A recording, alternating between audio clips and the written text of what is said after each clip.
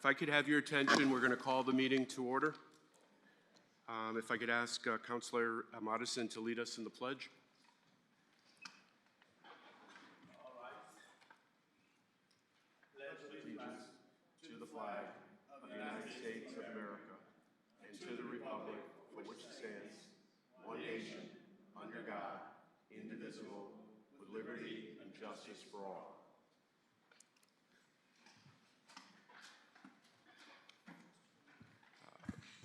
Mrs. Senath, roll call, please. Councillor Ouellette? Councillor Pendleton? Councillor Cordero? Deputy Mayor Paterna? Here. Mayor Zimmerman? Here. Councillor Delnicki? Here. Councillor Fitzgerald? Here. Councillor King? And Councillor Madison. Thank you very much. Under the Mayor's remarks today, I wanted to read a proclamation for the America's 250th anniversary. And it says, whereas July 4th, 2026 marks the 250th anniversary of the signing of the Declaration of Independence and the founding of the United States of America. And whereas America's 250 provides an opportunity to reflect upon the principles of liberty, democracy, civic responsibility, and self-government that continue to shape our nation. And whereas the town of South Windsor proudly joins communities across Connecticut and throughout the country in commemorating this historic milestone, and whereas South Windsor has recognized America 250 through local programs, historical presentations, and community gatherings that celebrate the town's history and its connection to broader American story, and whereas the South Windsor Historical Society has helped lead these efforts through programs such as From Liberty to Legacy and its lawn chair chats, including gatherings at the Mary Jeanette Elmore House and the historic Collins Snow family property on Strong Road. And whereas South Windsor also welcomed members of the Bissell family, whose visit provided a meaningful opportunity to recognize one of the families connected to the town's rich local history. And whereas the South Windsor Town Council also honored America 250 by incorporating a public reading of the Declaration of Independence into a town council meeting in recognition of this milestone and the upcoming Independence Day holiday.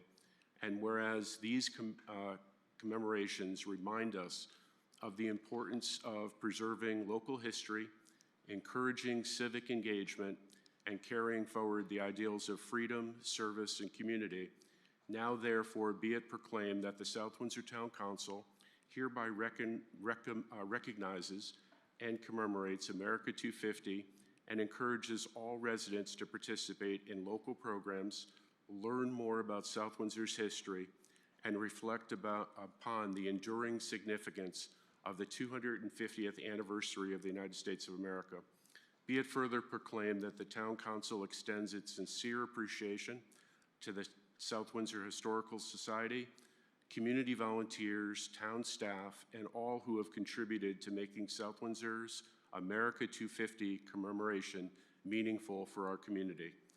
The 250th anniversary of the United States, and it's signed by myself, Deputy Mayor Andy Paterna, Councilors Madison, Cordero, Delnicki, Fitzgerald, King, Pendleton, and Ouellette, and it's dated July 6, 2026.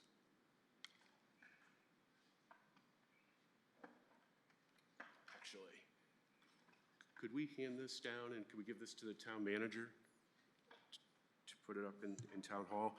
And I just want to take a moment to thank our clerk, Mrs. Senath, and all the town staff who have had a lot to do with everything going on here at the town hall and in town, so thank you. And I also would like to remind people that next Wednesday, the 15th, the Historical Society is doing a 250th event at Rotary Baseball Field. Information, I believe, is on our website, and hope to see a lot of people there.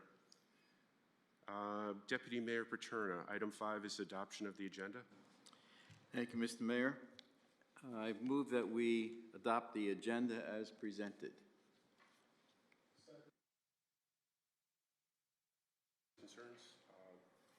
Counselor Delnicky. Are we going to move 13A up after public comments? Oh, is that to get the resignation first? Yes. Yeah. Yes, I'm sorry.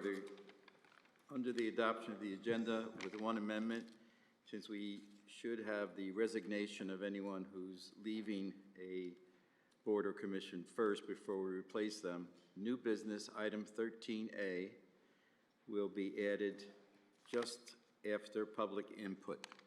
So we accept that resignation. Thank you. All right. All those in favor? Aye. Aye. Anybody opposed? Any abstentions? Passes unanimously. We are up to item 6, communication reports from the town manager. Mr. Maniscalco. Thank you, Mr. Mayor. So I know that there's a very important soccer game going on tonight that I think everybody probably wants to get home for. So in an effort to try to move things along, I'm going to move on to, I'm going to skip over giving you guys my manager's report because you all received it in writing and there's no reason to have me read it for all of you. It's also on the town website for people to see if they're interested. And I'll move over to Chief Lindstrom if he would like to do his traffic enforcement cameras presentation for all of you tonight. Welcome, Chief.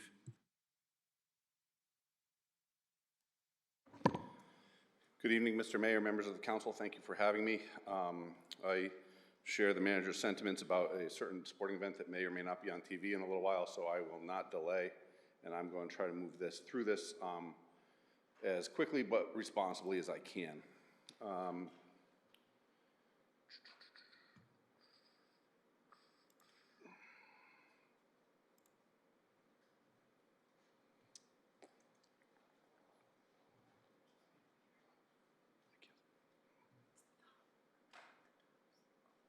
Right, but I can't see the cursor. Oh, there it is. It's not showing on here. So now I'm not off to a good start in terms of efficiency.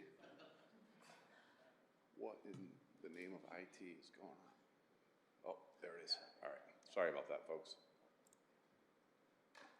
All right. So a few months ago, the manager mentioned the idea of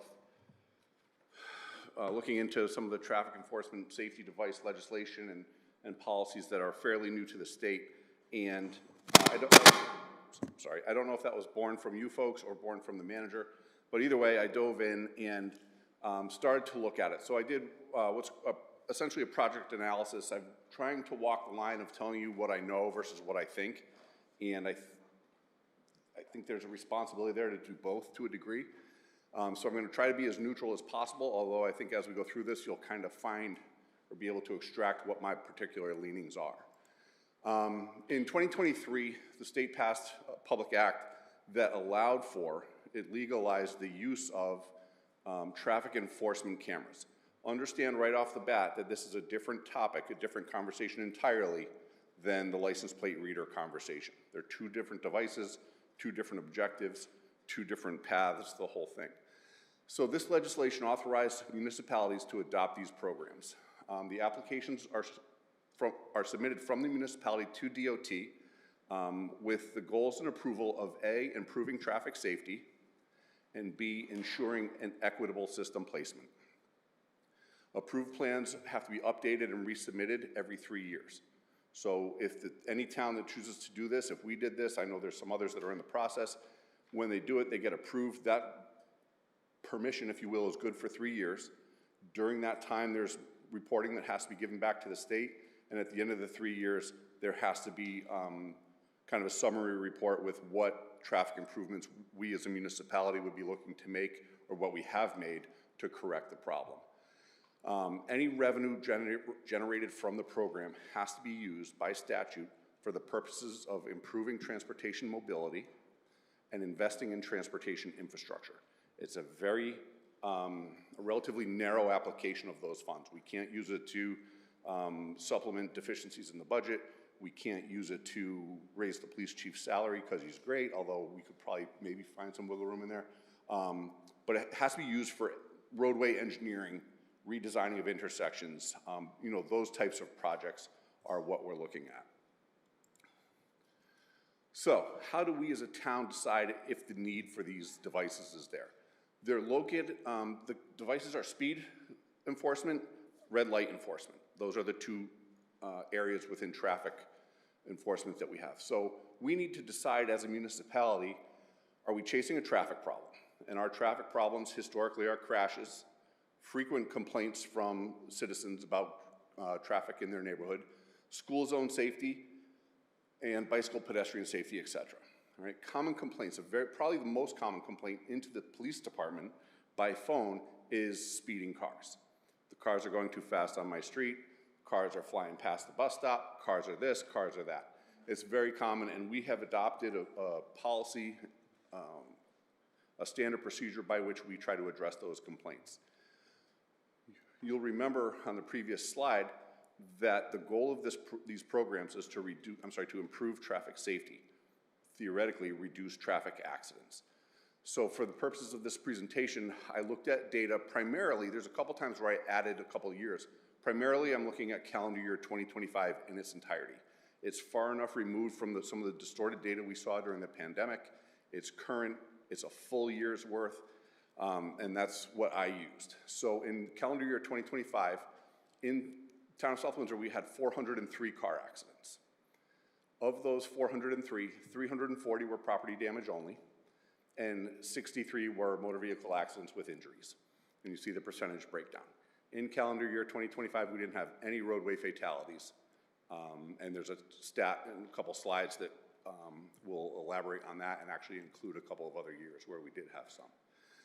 So like I said, we need to decide, are we chasing a traffic problem or are we chasing a fiscal problem?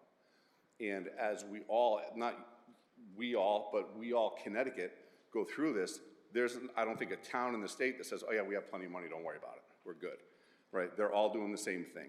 I just listened to, I talked to Chief Brian Klett from Rocky Hill last week, and I've talked with Chief Costa, Eric Costa from Middletown a couple months back. Rocky Hill is they're thinking about doing this. So they had a public meeting last week to discuss some of this. Some of the sentiment that came out of there was this concern. Are we chasing a fiscal problem? Are we trying to find a way to gain revenue through other unconventional means? The first bullet there, punishment as a means of generating revenue, worries me. It conflicts with what we do at the police department. The first tenet of our mission statement, and it's not one that I came up with, although it's one I believe in and support still to this day, is that we try to reduce crime through public enlightenment and not by punishing people. There's a time and place. I think when there's a direct correlation between the punisher and the recipient of the revenue, we start to really think about conflicts of interest and things like that. Currently, any fine that is given for a red light or speeding violation, the town of South Windsor gets a small fraction of that. It's not a big revenue generator for us. The other question and concern we have to look at is who sets the limits and the thresholds. The legislation doesn't allow for enforcement to be taken against any motorist in the speeding arena who's within 10 miles of the speed limit. So by definition, in order to get a ticket from these cameras, you have to be going at least 10 miles over the speed limit. The chiefs that I've spoken to, they have the authority. Eric Costa in Middletown started his program at 20 over and started to pare that down. And as you can see in the slide, one of the concerns I have in my seat is, are there going to be external pressures to adjust thresholds if revenue isn't where we want it or where we need it to be to accomplish a certain objective? We have to remember as we look at this, that if all the considerations and factors work, if this program works well and as designed, driving behaviors will change, speeds come down, accidents go down, but the overhead costs will still be there for the program. Revenue will come down as driving behavior changes. So that's something else to keep in mind as we move forward. What are our perceived problem areas for speed violations? This is an overhead picture of the real heart of Route 5. The curly cues you see at the bottom are the entrance and exit ramps for 291. See Chapel Road, Pleasant Valley, South Satellite, Governor's Highway. That is our highest speed limit in town at 50 miles an hour. It's the only road in town that has a 50-mile-an-hour limit. It has a high traffic volume. It's flat, it's straight, it's a divided roadway with great sight lines, and that's where I think of where our fastest cars are going. Another one is Buckland. You can see that stretch of Buckland, Evergreen's in the bottom left. Where the blue circle is in the bottommost left is right in where LL Bean is, and it works its way up past Deming Street or right up to Deming Street. And why do we have issues there? Lots of red lights and lots of cars. We have a ton of cars that go up and down these roads. That's where I, as the police chief, see our traffic problems. That perception is different than the citizens' perception. And this is kind of what we know versus what we think is a battle that we go through all the time. The red ovals you see are kind of the frequent, perennial heavy hitters when it comes to speed complaints. The bottommost one is Pleasant Valley Road between Ellington Road and Clark Street. The next oval, as you work your way up to the right, kind of pointing off in the 1 o'clock direction, is Felt Road. The bigger one above that and to the right is Beelzebub. The two that are kind of linked together in the bottom right are Laurel Street and Kelly Road. The more circular oval in the top right is the area of Nitsiski Farm, Lisa Drive. We get a lot of calls up there about cars going too fast through my neighborhood. The vertical one at the top of the screen is Barber Hill. We get calls up there. Again, relatively flat, straight, good sight lines. Not a lot of congestion up there. And the one that's just an offshoot branch of that Barber Hill is that Fraser Fur development. So those are where we get frequent calls about cars going too fast through my neighborhood, cars going too fast near the bus stop, whatever the case may be. So the next slide to come will overlay with little blue police P badges where our crashes are. And this is where we get into a distinction between what we know versus what we think. So in calendar 2025, here's where our frequent complaints are, and there are others, but these are the big ones, and there's where our crashes are. Okay, so interestingly, what we think is the speeding problem and traffic problem doesn't necessarily correlate to where we're seeing our accidents. There's a heavy concentration in the Buckland district, which is down through the heart of that yellow area, going from town center where that cluster is down to the Manchester town line. You see some out on Route 5 and 194, Sullivan Avenue is the other one. Through the center of town, Town Hall, and when you work out past where Geisler's used to be, that's where we see higher speeds. That's where we see a lot of volume. But I put through the slide up there because I think it gives a nice visual of where people are actually crashing versus where we are fielding some of these speeding complaints. And trust me, I hate it when cars go fast past my house too. I think we all do. But this is a good visual representation of what's happening. This is, again, a map of each badge up there is representative of one of our 403 crashes last year. So this is where people are crashing. Here's your property damage only crashes. Lower speeds, less severe mechanisms of injury. Doesn't really change too much from the previous slide. All right, we still see the same concentrations in the same areas. The next slide will be our accidents with injuries laid over the same map. Okay, so now these are the more serious crashes. Four Corners has a cluster there. They're laid on top of each other. Route 5 has some sporadically up and down Route 5. And Sullivan Avenue, again, has the lion's share of them. There are always going to be outliers in any statistical analysis. And this doesn't mean these accident with injuries include possible injuries, minor injuries, and serious injuries. Doesn't mean that LifeStar came out to all of these. These could be complaints of back pain, complaints of elbow pain. They don't have to be real serious injuries. This is just how we do it, how we categorize it. If there's anything that law enforcement does well in Connecticut, one of the many, is we keep great data on traffic crashes. And in the Connecticut Crash Repository, I think it's still run by UConn, you can go in there and put in all your search parameters and get a lot of great data out of there, and you're going to see some of that in a few minutes. Any questions so far? I know I'm kind of moving through this quickly. Okay. Thank you, Mr. Mayor. I like your slide, where are people crashing, the where are people crashing slide. which is, I think, the prior one. How many of those, do we know how many of those had speed as a factor? I'm going to get to that. It's a great question, and you're ahead of me. Anyone else at the moment? Okay. So here is our traffic stops in 2025. Our patrol officers and traffic officers out there stopping cars. And what myself and Deputy Chief Eklund have really tried to instill in our officers is, for a variety of reasons, moving away from the, what I would consider kind of an inconsequential stop. Let's move away from the plastic frame being around your license plate as a reason to stop you. That doesn't cause crashes. Let's move away from the obstructed, the legislation changed, but it used to be if there's anything hanging from the rearview mirror, yeah, I could stop you for that, okay? We're moving away from that, and we're trying to focus on the causes of how are we gonna reduce crashes and increase traffic occupant safety? So seatbelts are still in there, and we'll pull people over for the seatbelts. Distracted driving is in there, we pull people over for that.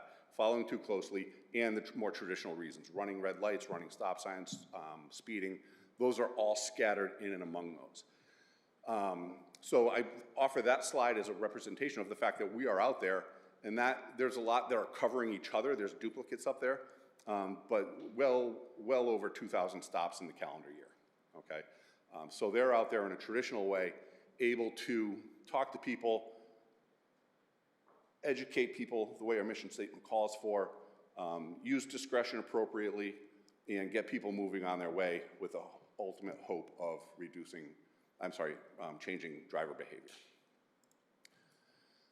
So when we look at fatal accidents, like I said earlier, calendar year 2025, we had 0. When we lump in 2023 and 2024, we've had 2. All right, the 2 lives that were lost on South Windsor roadways, one of them was the reckless operation of a motorcycle that rear-ended a tractor trailer on Route 5 down near Chapel Road 291. And the other one was a possible DUI that we tried to stop. A patrol officer attempted a motor vehicle stop on that car. It ran from us. State policy is we cannot chase it for that. So the officer did a great job, pulled over, turned around. A little while later, went down the road and saw that the car had failed to navigate a curve on Graham Road down near Nevers, and that ended up resulting in a fatality. If you look at Connecticut's crash data repository, they include a 3rd fatal. It was a low-energy crash on Sand Hill Road. That death occurred almost 1 month after the actual crash, so it was really tough to pin down causation. They did. I took it out of our stats because of that difficulty in establishing causation, but here we are. The pie chart shows you the very luckily, knock on wood, the very low number of fatal injuries that we have, then incapacitating injuries, non-incapacitating, and possible injuries. It's a very, very self-explanatory slide. But I wanted to throw in the 2 extra years to let you know that I didn't pick 2025 because it was a lucky year. It was a good year and we got away with it. Our fatalities are few and far between. We did have one in the first week of this calendar year, and that was a pedestrian fatality on Route 5, not speed related at all, not red light related at all. We got the crash data recorder for that truck, van, and it was a delivery driver. He was, I think, within 4 miles of the speed limit, hands 10 and 2, no phone, no stereo, no distractions. Person came out, had a forward-facing dash cam and an inward-facing vehicle camera. So we saw that happen, and it's a life lost. It's tragic. I am comfortable saying that the driver couldn't have done anything differently. So, okay, so here's to Councilor Ouellette's point, to his question. This is some of the data that we got from that crash data repository. I apologize for the size of the font, but I'll walk you through where we are. If I had to ask anyone in front of me or behind me, what's the #1 cause of crashes? You would be right if you said following too close. 2025 and 2024 are not anomalies. It's been following too close since I was a new guy. Every year, following too close is the leading cause. When you look at that graphic, you see the top blue bar is unknown. The next one down is no contributing action, and then 3rd is following too closely. So that's the first one that we can really put any cause or any reason to. It's there every year, and it's a problem. You won't see anything covered by the traffic enforcement cameras, that being red lights or speed, until you're well down on that bar graph. Running a stop sign is the 6th, 7th from the bottom in 2024, and it is in about the same place in 2025. Speed isn't up there. So we can deduce from that that speed is not often a cause of our crashes. If you look at the bottom left quadrant of that slide, that's where you get a good representation of how many crashes are speed related. Of all the crashes, the big blue circle, small little word in the middle is no. Speed was not a factor in those crashes. The red circle that's off on the side is how many crashes were speed related. And it's a low number. It's a low number perennially. We just don't see speed as an identified contributing factor to crashes when we do our accident reports. The accident reports are a state regulated form. It's a standardized form. And like I said, it collects a ton of data to seating position, restraint belt in use, airbags deployed, injuries, angle of impact, you name it, it's in there. So this is, I think, good, reliable data. One thing we do see is in a speed-related crash, sometimes we see traveling too fast for conditions. And what that translates to in my mind is rainstorm or snowstorm. When you might be going 20 miles an hour and you slide off the road and hit a mailbox, you were too fast for the conditions. And people will yell at us and say, well, how do you know how fast I was going? And you know, I won't use some of the colorful explanations I've heard from people who've gone before me, but basically it's all the cars that are driving by who didn't hit the mailbox aren't going too fast. I know you're going too fast because you slid off the road. So that's going to be a contributing factor to those red circles in traveling too fast for conditions. And you can see that as the third line down in the bottom left quadrant. You have no, you have unknown, and too fast for conditions. Those are going to be rainstorm and snowstorm crashes most often. What are our numbers? So I've talked a lot about what the legislation is, some of our data. Well, I was able to put out we have a very discrete traffic counter. It's pole mounted. It doesn't have a big billboard that says the police are watching, drive safe. It's just a box that we mount to a pole, and it does all this work and collects its data. We put it out in March, end of February, beginning of March, on Route 5 near Glendale. 7 days one direction, 8 days the other direction. We sampled well over 120,000 cars. On the southbound side, for a week, the speed limit is 50 miles an hour. The average speed of cars going past this detection device was 49.1 miles per hour. The 10 mile per hour pace is what 10 mile an hour range can we put will hold the biggest number of travelers? And that was 46 to 56 miles per hour. It also gives us data and calculates what we call the 85th percentile, which is an industry standard. If 85% of the population can drive at this speed, then it's a safe speed, okay, without incident. And our 85th percentile is 56 miles per hour. So a traffic engineer might look at that and say, well, geez, the 85th percentile is 56. Maybe we should be bumping the speed limit up to 55. And I'm not going to go carry the torch for raising speed limits anywhere unless we really, really need to. But the state pays attention to that stuff. That was a 63,000 vehicle sample. The next week, we switched it the other direction, and we calculated northbound traffic, and we got very, very similar results. Same speed limit, average speed is just a tick faster. The 10 mile an hour pace, for argument's sake, the same. Our 85th percentile correlates with the average speed, just a tick faster. It's a slightly larger sample size.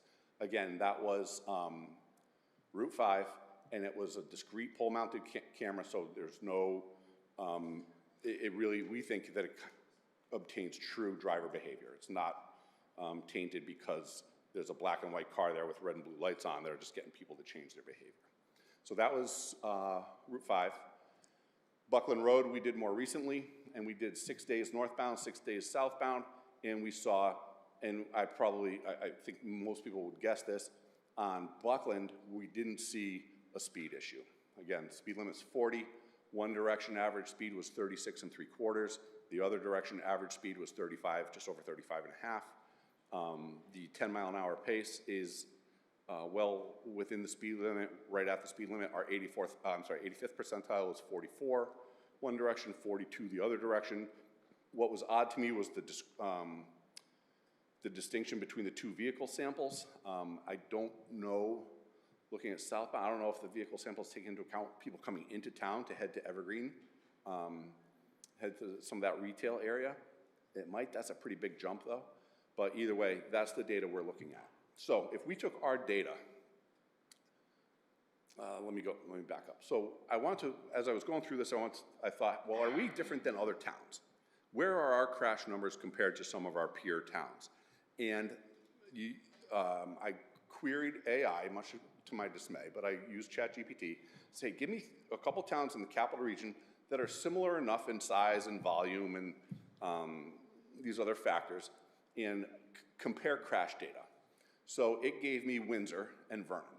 South Windsor's 28.5 square miles, Windsor's 30, Vernon's significantly smaller, populations are about the same, primarily suburban, single-family neighborhoods. Windsor's a similar suburban layout to South Windsor. Vernon's a little more densely populated, but not so much so that it threw it out of the comparison group. We jumped down to crashes for the sake of time. Calendar year 2025, we had 403, which was 50% fewer than Windsor and almost 50% fewer than Vernon. So that leads me to be fairly comfortable in the fact that we don't want any crashes in town, but where we're at could be worse compared to what our peer towns are doing. If the town is to consider this, I think it's important that we learn from people who've gone before us.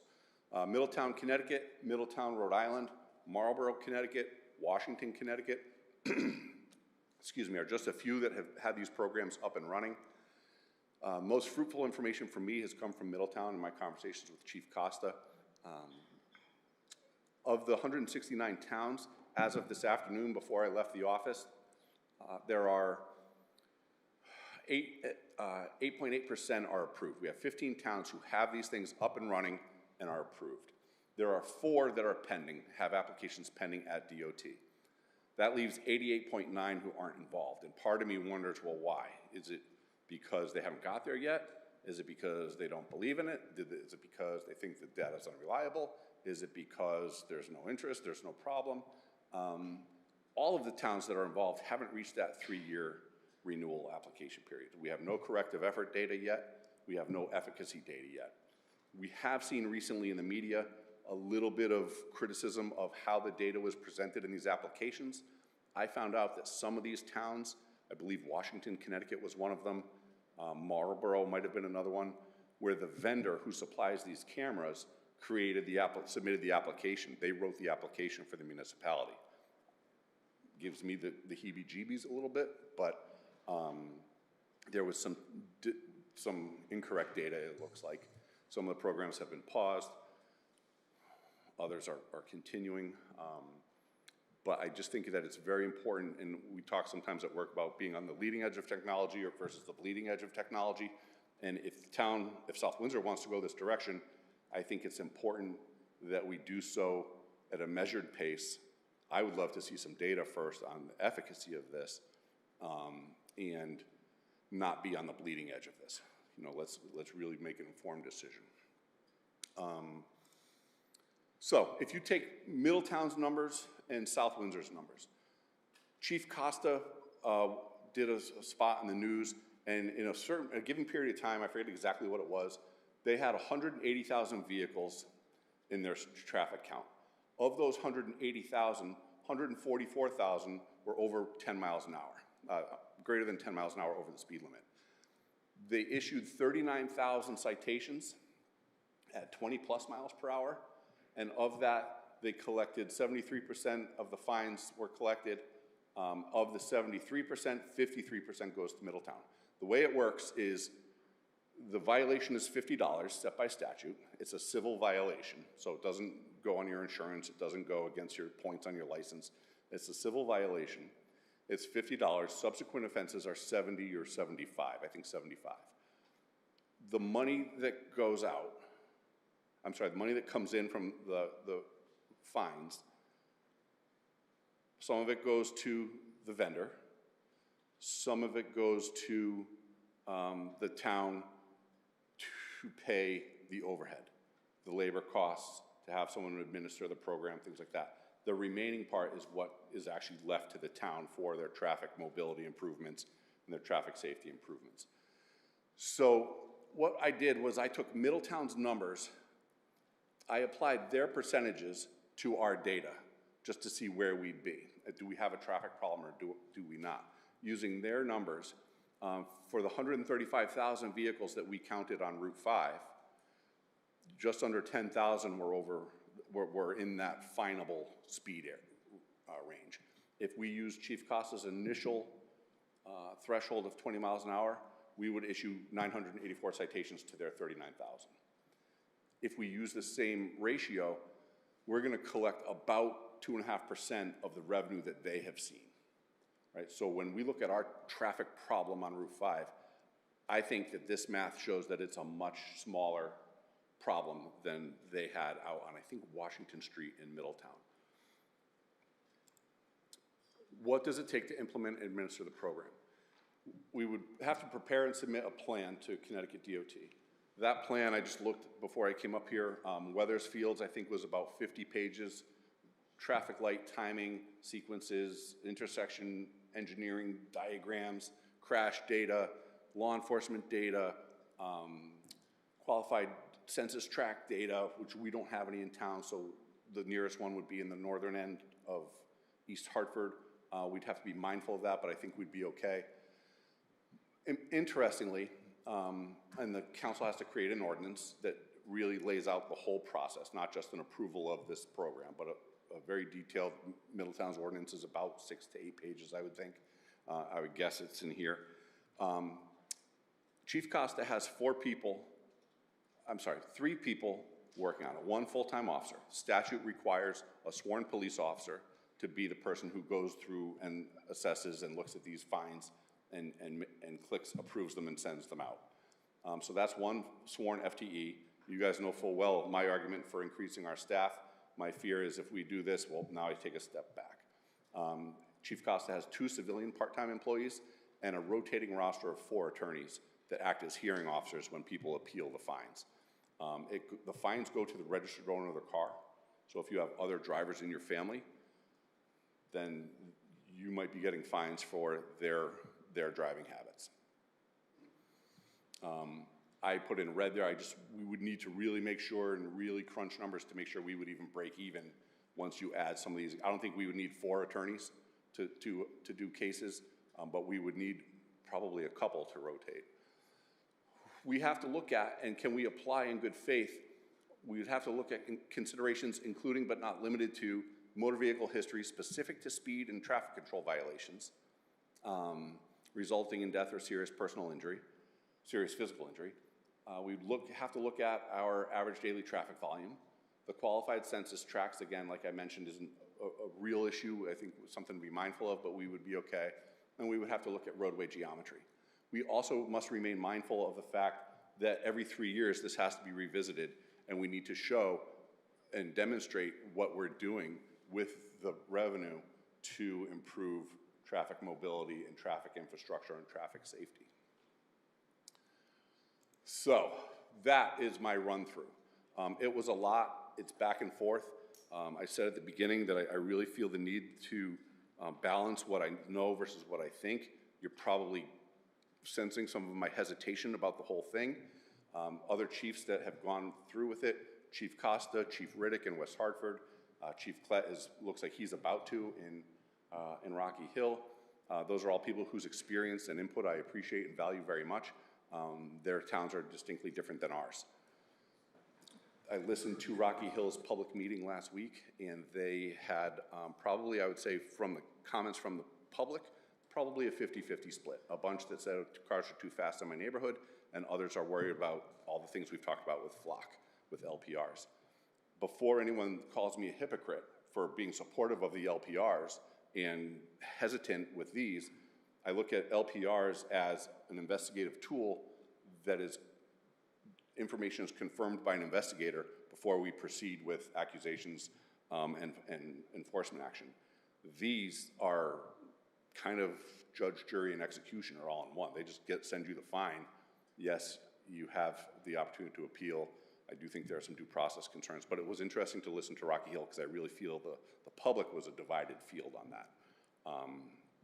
So that's enough from me. I trust you may have some questions. I'm happy to answer any that I can as best as I can. Councilor Delnicki. Thank you, Mr. Mayor.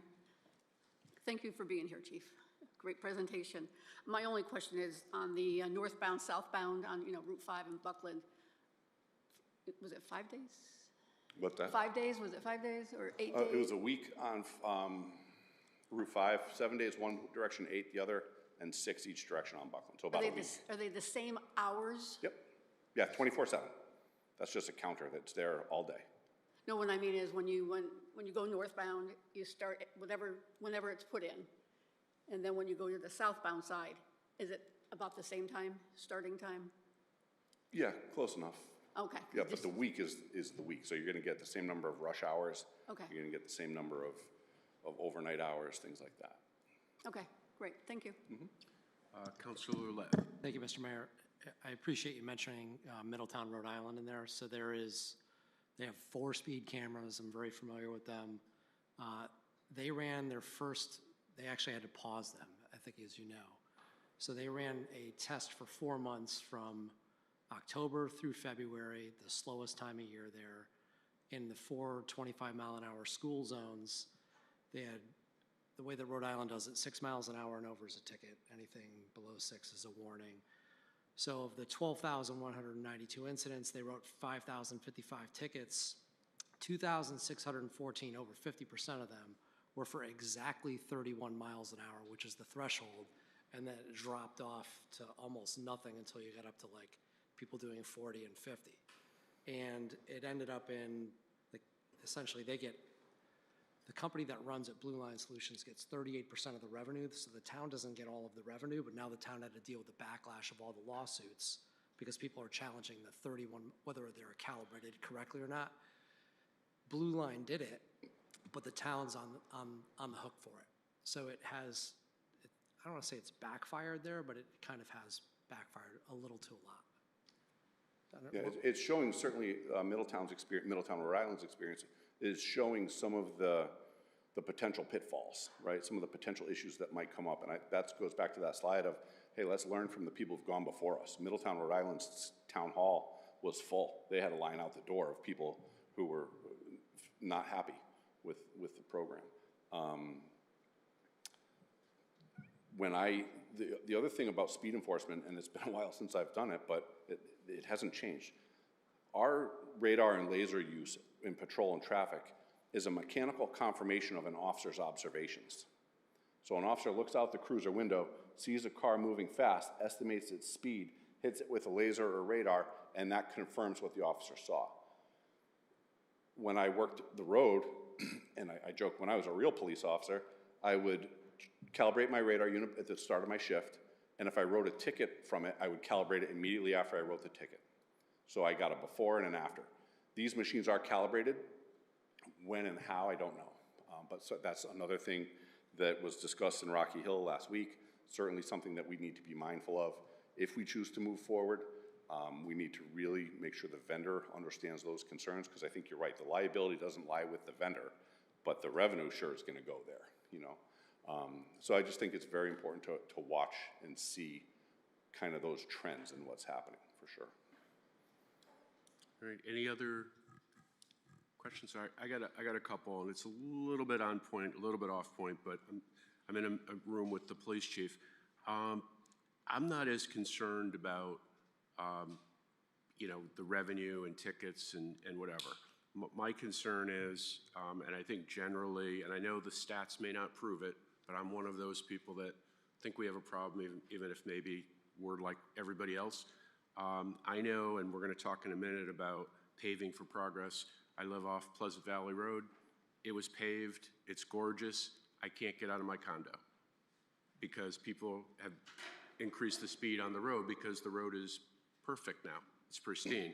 But the other 2 roads I want to talk about, we all campaign, and we spent a lot of time at the light of Four Corners, and also the stop sign at Avery and Kelly. I'm not really sure that there is a light or a stop sign, because I'll just start with the Avery and Kelly. People can raise their hands in the audience if you have actually seen anybody other than yourself stop at that stop sign at the base of the hill. We were actually there when some children were trying to walk through the crosswalk, and a car, it got this close to hitting somebody because they were going to blow through the stop sign. I don't think anybody there stops. It's kind of, I guess the term is a rolling stop, but there's a new, something even worse than a rolling stop, because it's not even rolling. It's look on your left, and if you don't see anybody, there's no stop sign. And then Four Corners, I don't know, you had talked about that there's not a lot of speeding necessarily on Buckland Road. I'd be really interested to know what the average speed is of the people who go through the yellow light, because they're not just going through, they're actually speeding up as they go through. So the light at Four Corners and the stop sign at Avery and Kelly, I'd love to see if there's something we could do. I'm not exactly sure what, because I think we're waiting for a major accident at both those places. Just me.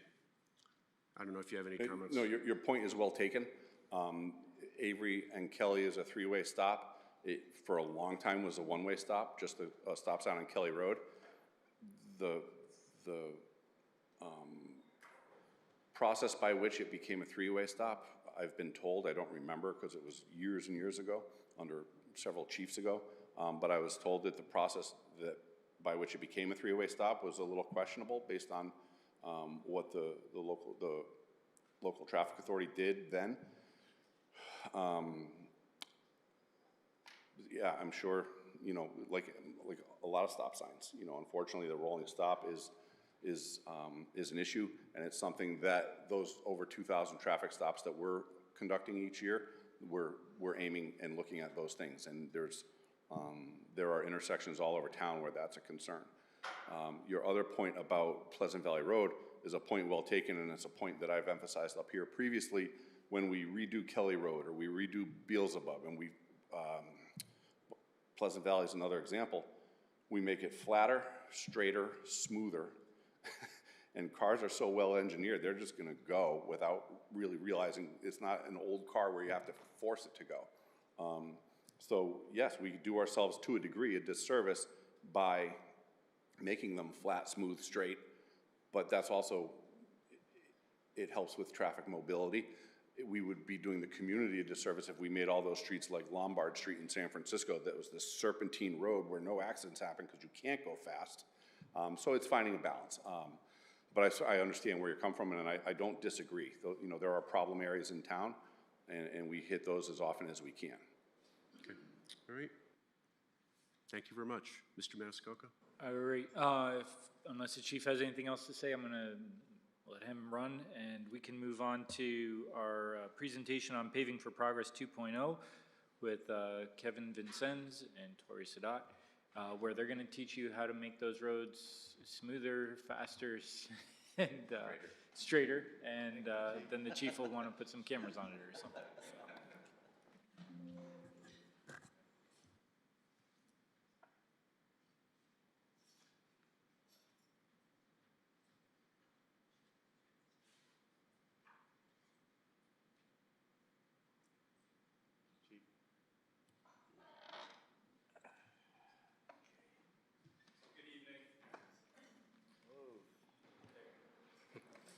Good evening. My name is Kevin Vincennes. I'm the Deputy Director of Public Works. Before I start off, I just wanted to thank the Town Council for all your dedication and support to our public works projects and initiatives over the years. Obviously, none of this would be possible without your help.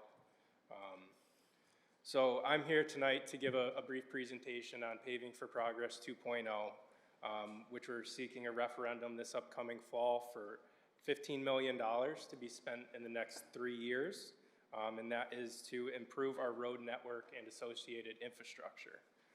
Some of the key projects that we're looking to utilize this funding for is Buckland Road signal improvements, which would help mitigate and solve some of the congestion we're seeing out on Buckland Road. Valley View, Deming Road, and Ellington Road sidewalk installations. Those have all been, we've received a lot of public input for the need, and those also fit within our plan of conservation and development. the reconstruction of Griffin Road, as well as the reconstruction of Clark Street. So that's just some of the bigger projects we're looking to fund through this road program. There's obviously many more that we didn't list out here. So I think it's also important to highlight the recent work that we've completed with Paving for Progress 1.0.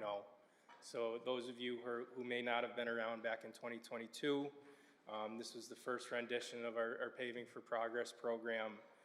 It was a $35 million bond referendum for 5 years. So that was approved in 2022. So we're coming to the end of that, which has kind of prompted the need for this Paving for Progress 2.0. Through this round of funding, we were able to repave 11 miles of roadway, repaired 3 miles of damaged or deteriorating sidewalks, installed 4.5 miles of new sidewalks, repaired or rebuilt 126 catch basins, and replaced 2,000 linear feet of failing drainage pipes. With the funds that we have remaining, along with that, we're going to be paving an additional 5.5 miles of roadway this upcoming spring and construction season. So we've been pleasantly surprised with our competitive bidding process here. We've been receiving a lot of bids, and that's driven the pricing down. So a lot of these projects are coming in under the engineer's estimate, which has been allowing us to get more work done, obviously, with the same amount of money. So we're hoping that continues to trend that direction. And needless to say, this is not a one-time program. Obviously, we had 1.0, and then we're moving to Paving for Progress 2.0. This is an ongoing necessity that we need to keep investing in and keep the funding levels at the proper dollar amount so we can maintain our infrastructure. Obviously, the cost of deferred maintenance in a program like this, the dollar amount just keeps growing and growing and growing. It's not like we don't fund it for a year. It's not like we forget about that. Those roads that we didn't accomplish that year just become more and more expensive to bring up to our standards.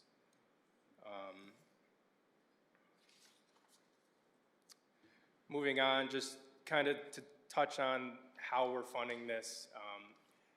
I think back in the early 2000s, a lot of money was cut out of the town's operational budget. So it has kind of forced us to bond this work because we can't carry the appropriate dollar amount within our operating budgets. And it's also important to touch upon that if this does go through and gets approved in the fall, we will not be taking $15 million out at once. The town fronts the money and then we pull out only as much as we need. So it's not like we're gonna be $15 million in debt as soon as the residents vote yes or no. So what I'm here today is we're seeking a resolution at the next town council meeting for the town council to approve a referendum date, as well as authorizing the town attorney to draft the explanatory text for that ballot question. I do have, I don't know if you guys had in your packets, a copy of the storyboard for the Paving for Progress. I have it up here. I'm not gonna be able to go through every detail as it's a very intricate process. There's a lot of data-driven science behind it. But with that being said, if you guys wanted anything clarified or you wanted me to answer any questions for you, I'd be more than happy to do so. Councilor Delnicki. Thank you. Thanks for being here, Kevin. Yeah. Just for clarity, did you say 15 million or 50? Correct, 15. And I do know there in the storyboard, it did outline a $60 million bond amount over 10 years. So we've scaled that back. It's more palatable, I believe, for the residents. Because if I remember correctly, the 1.0 was 30 or 35? Correct, it was $35 million for 5 years. And 15 is going to be enough? Like I said, it's an ongoing program. So after those 3 years are up, we will be back in front of you guys for Paving for Progress 3.0. But yes, we do believe $15 million in a 3-year span is adequate. Because I remember, it wasn't calling Paving for Progress many years ago. That was like a $30 to $35 million project as well. But my other question, I don't know if you have it handy. On Valley View, you said sidewalks on Valley View? Correct. Which side of Valley View, north side or south side? Or are you going to be doing one of those crisscrosses? That's a really good question. So we've looked at it. We haven't had any preliminary engineering done. We just reached out to some consultants to get some survey work done. Just by looking at it, I think we're gonna have to do a mix of both. Looks like we're gonna have to come down on one side and then have a crosswalk at that stop sign. Just because of some of the earthwork, there's some pretty steep side slopes which would make it difficult and very impactful. So we're gonna do our best to keep that impact to a minimum for those residents. But at this point, we haven't determined which side it's gonna be on. But it's looking like it might shift halfway down the road. Yeah, because I know when you're going down Felt Road, that south side is pretty steep, and then when you get down to the Snake area, Yeah, that's going to be a tricky one. it's gonna be a fun one, yeah. All right, thank you. You're welcome. Can I just ask a question on, so has a decision been made about Valley View? Because maybe I missed, isn't there a long process, a survey, talk to the residents? Has that already happened? It has not. We've engaged with a consultant just because of the amount of public input we've got and the desire for sidewalks on Valley View. So yes, there is a pretty long process where we would approach the town council and we would begin that discussion. But we need some preliminary engineering work to be able to present that to you. Okay, but let me just ask the question differently. So the people on Valley View, a majority of them have said they're in favor, or the people, I'm going to say south and north, want the connector? Because that's a totally different, I didn't knock on a lot of doors during the election, but I knocked on a few on Valley View, and that was the one thing I heard was, before you put sidewalks on, we want to be in that room because we don't want them. Now, that's not everybody, you know, I'll admit, but so has that piece happened at all? There hasn't been any public meetings with the residents on Valley View about sidewalk installation. So and I understand the people on the high school side would like Valley View to have it, and the people on the Timothy Edwards side would like them to have it so it connects. That I get. That's the issue, really. Okay, but Mr. Maniscalco, can you make sure that the council's in the loop? Because I think those are meetings that at least some of us might want to be in the room just to hear the discussion. Sure. So, you know, we're here talking about the funding for a lot of this stuff, and that funding goes for some of the engineering work and other consultants that need to be brought in so that we can have some of those educated conversations. Before we've done any, whether it be a road project or sidewalk project, we certainly are going to have the neighbors in that neighborhood in to, or we'll meet them on site to have those conversations so that they have their input as well. So Okay. certainly we'll get to that point. Thank you. Anybody else? All right, thank you for the presentation. Thank you. Okay, we are up to item 7, public comment. Is there anybody, I'm guessing there is there anybody from the public that would like to speak to the council? You just raise your hand. All right, so I'm gonna just read something into the record. Public input shall not exceed 30 minutes. When recognized by the mayor, the speaker shall approach the lectern, give their name and address. Speakers shall avoid personal attacks or impugning or alleging an improper motive to any person. The speaker may address the council on any matter within our jurisdiction. The speaker shall limit their speaking time to 5 minutes. The town council does not respond at the same meeting that you speak to us. And again, if it looks like you're going to run over either Mrs. Seneth or I, we'll let you know if you could try to finish up. And welcome, just again, to start with your name and address. Good evening, Mayor Zimmerman and members of the council. I'm Mary Etter, 36 Austin Circle, and I'm here representing the South Windsor Historical Society and specifically the America 250 Committee. First of all, to thank you for the support that you've already given in terms of promotion and in terms of awareness and letting the public know that there are events going on and that they're going to be continuing for the year. We very much appreciate your support all the way along the way. And my other goal is just to give a little more specific information about what's going to happen next Wednesday evening. We are celebrating this as Declaration Day because it is the day that the Hartford Courant in 1776 published the Declaration of Independence for Connecticut residents. So in a sense, it is the day that everyone got to see what was going on. We are going to welcome as many people as can possibly come for essentially a family picnic. And we invite you to bring a picnic if you'd like, although we will also have the Legion concession stand available as well.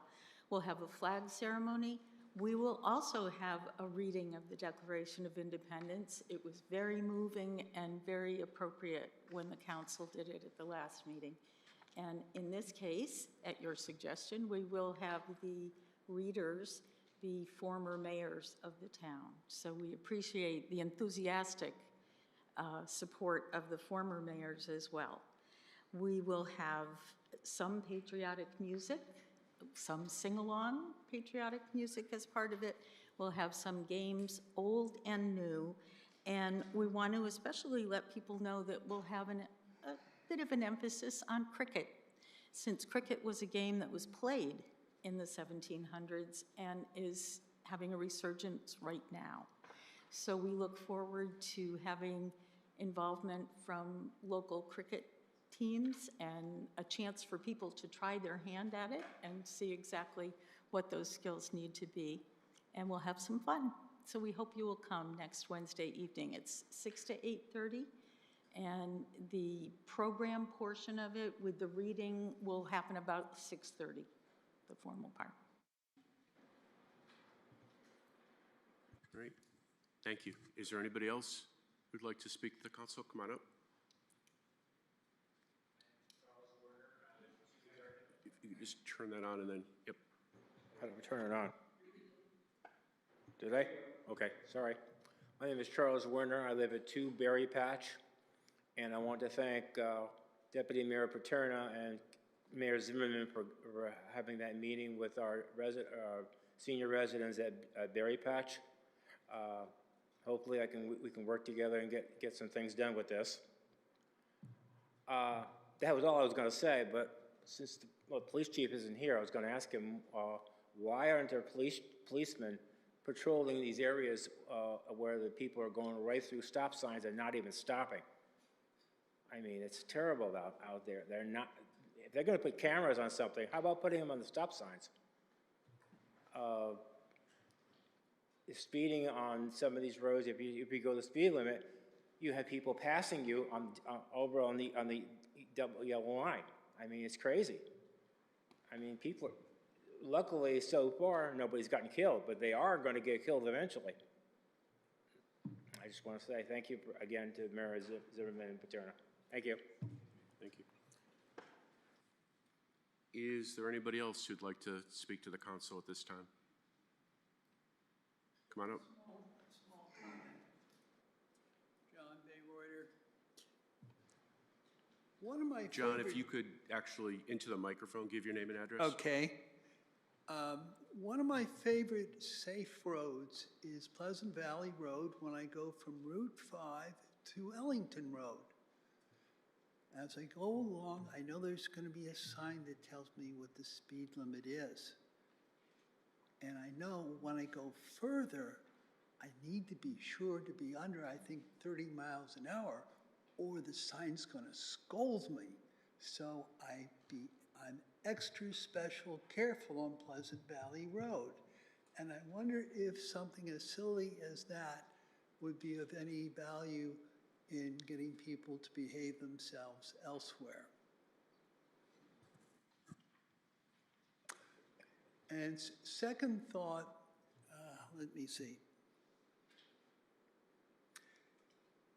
When you go by Pleasant Valley School, if you don't live here and you haven't been, how shall we say, indoctrinated into the speed limit culture of Pleasant Valley School, you can have signs that say, well, this thing says 25 miles an hour right now. And over there, I see a 40-mile-an-hour limit. What do? I wonder if it'd be more practical to have an electric sign that says either 25 or 40 instead of having these multiple signs where someone's trying to figure out, so which one do they really mean? Just a thought. Thank you. Thank you. Yeah. Is there anybody else who'd like to speak to the council at this time? Okay.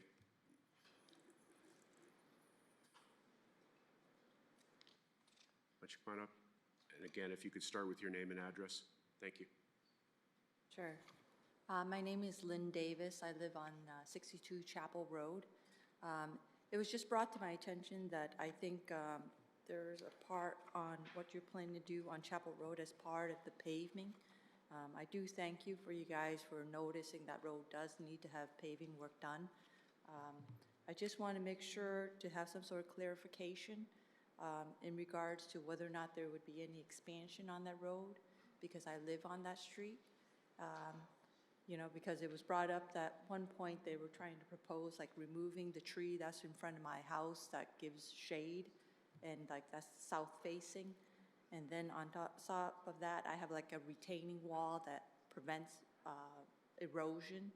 And there was at one point they said they wanted to take 5 feet from my frontage. And my house is an older house. It was probably built in the 1900s. And so there's really, it was grandfathered in that it really only has 20 feet frontage. So to take 5 more, just to make sure everyone's aware that there is a brick foundation.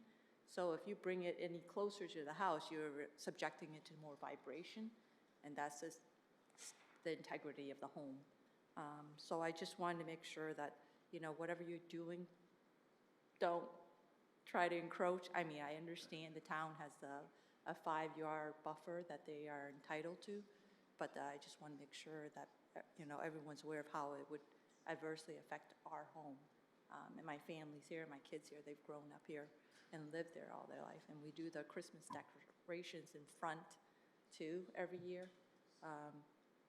And then also, like, you know, with the bike lane, I understand you want to put in the bike lane, and that's all fine, but the thing is like, you know, we're the one who lives there. And there's not a ton of people riding on Chapel Road. Some of them may pass. The majority are going on Main Street, you know. So I just want to make sure that my opinion has been heard by the council. Okay, thank you. Thank you.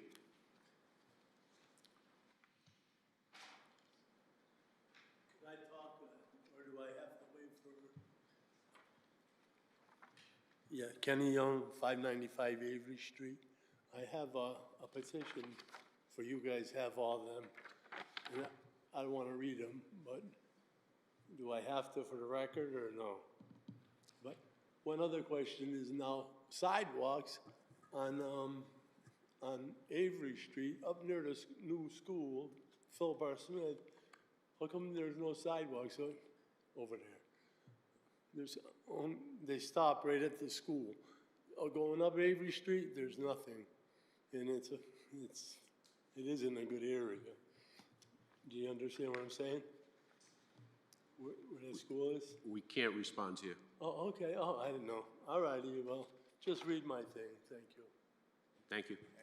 Is there anybody else who would like to speak to us at this time? All right, seeing none, we are up to item 8, adoption of minutes of the previous meeting. Oh, I'm sorry, my fault. That's what happens when we move stuff. 13A, Councilor Madison.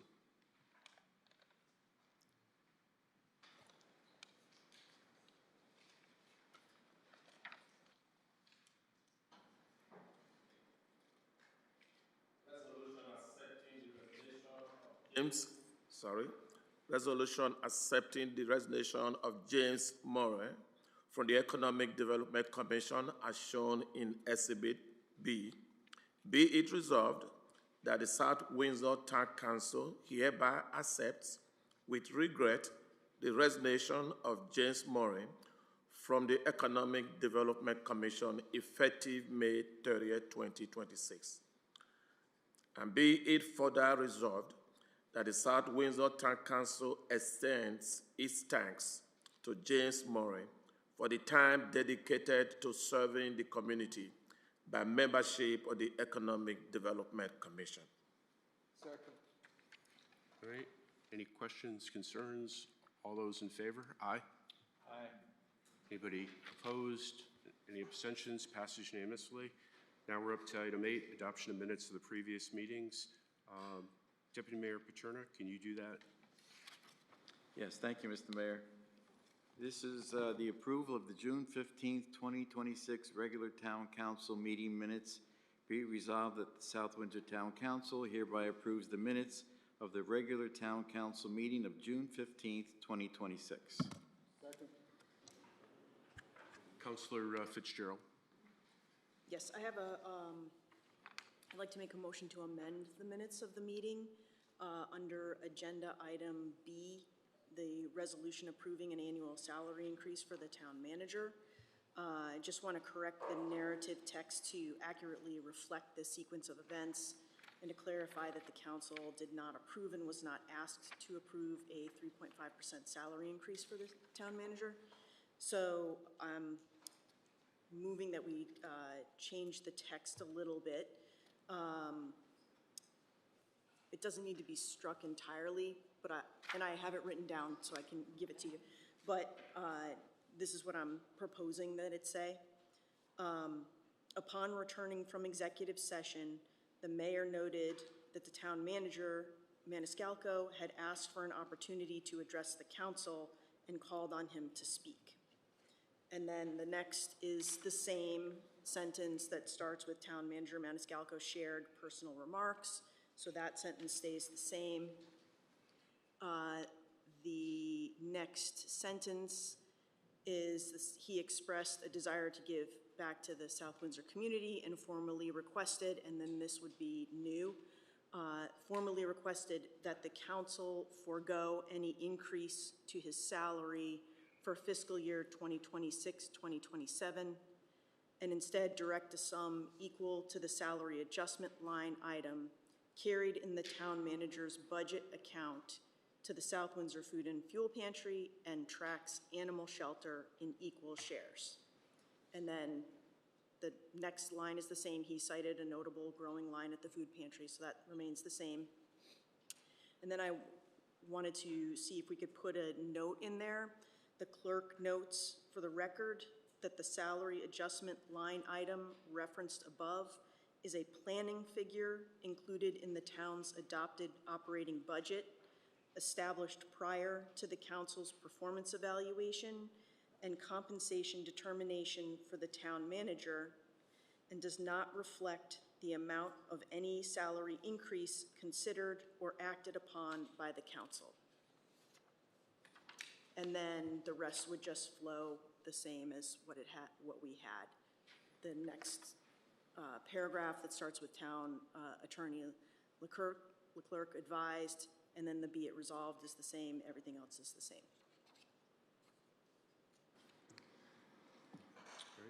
All right. Councilor Madison, do you want your light on? Say that again? Do you want your light on? Your light's on. Okay. Deputy Mayor Paterna? I would second the amendment. Okay.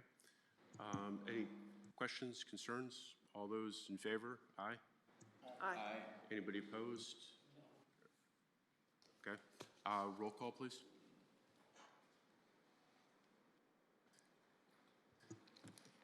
Councilor Olet. No. Councilor Pendleton. Councilor Cordero. Deputy Mayor Paterna. Yes. Mayor Zimmerman. Yes. Councilor Delnicki. Oh, no. Councilor Fitzgerald. Yes. Councilor King. I'm sorry? Yes. Yes. And Councilor Madison.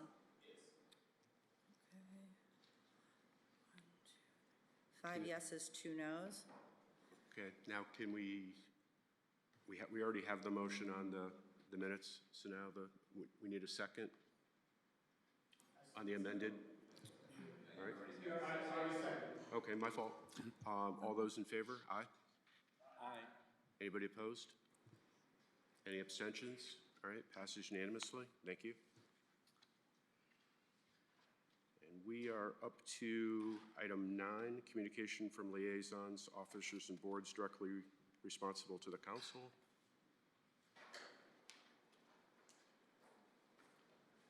And Deputy Mayor Paterno, I'm going to hand it over to you, starting with number 10. Okay, thank you. Thank you, Mr. Mayor. So we are at item number 10, reports from committees. Any reports? No.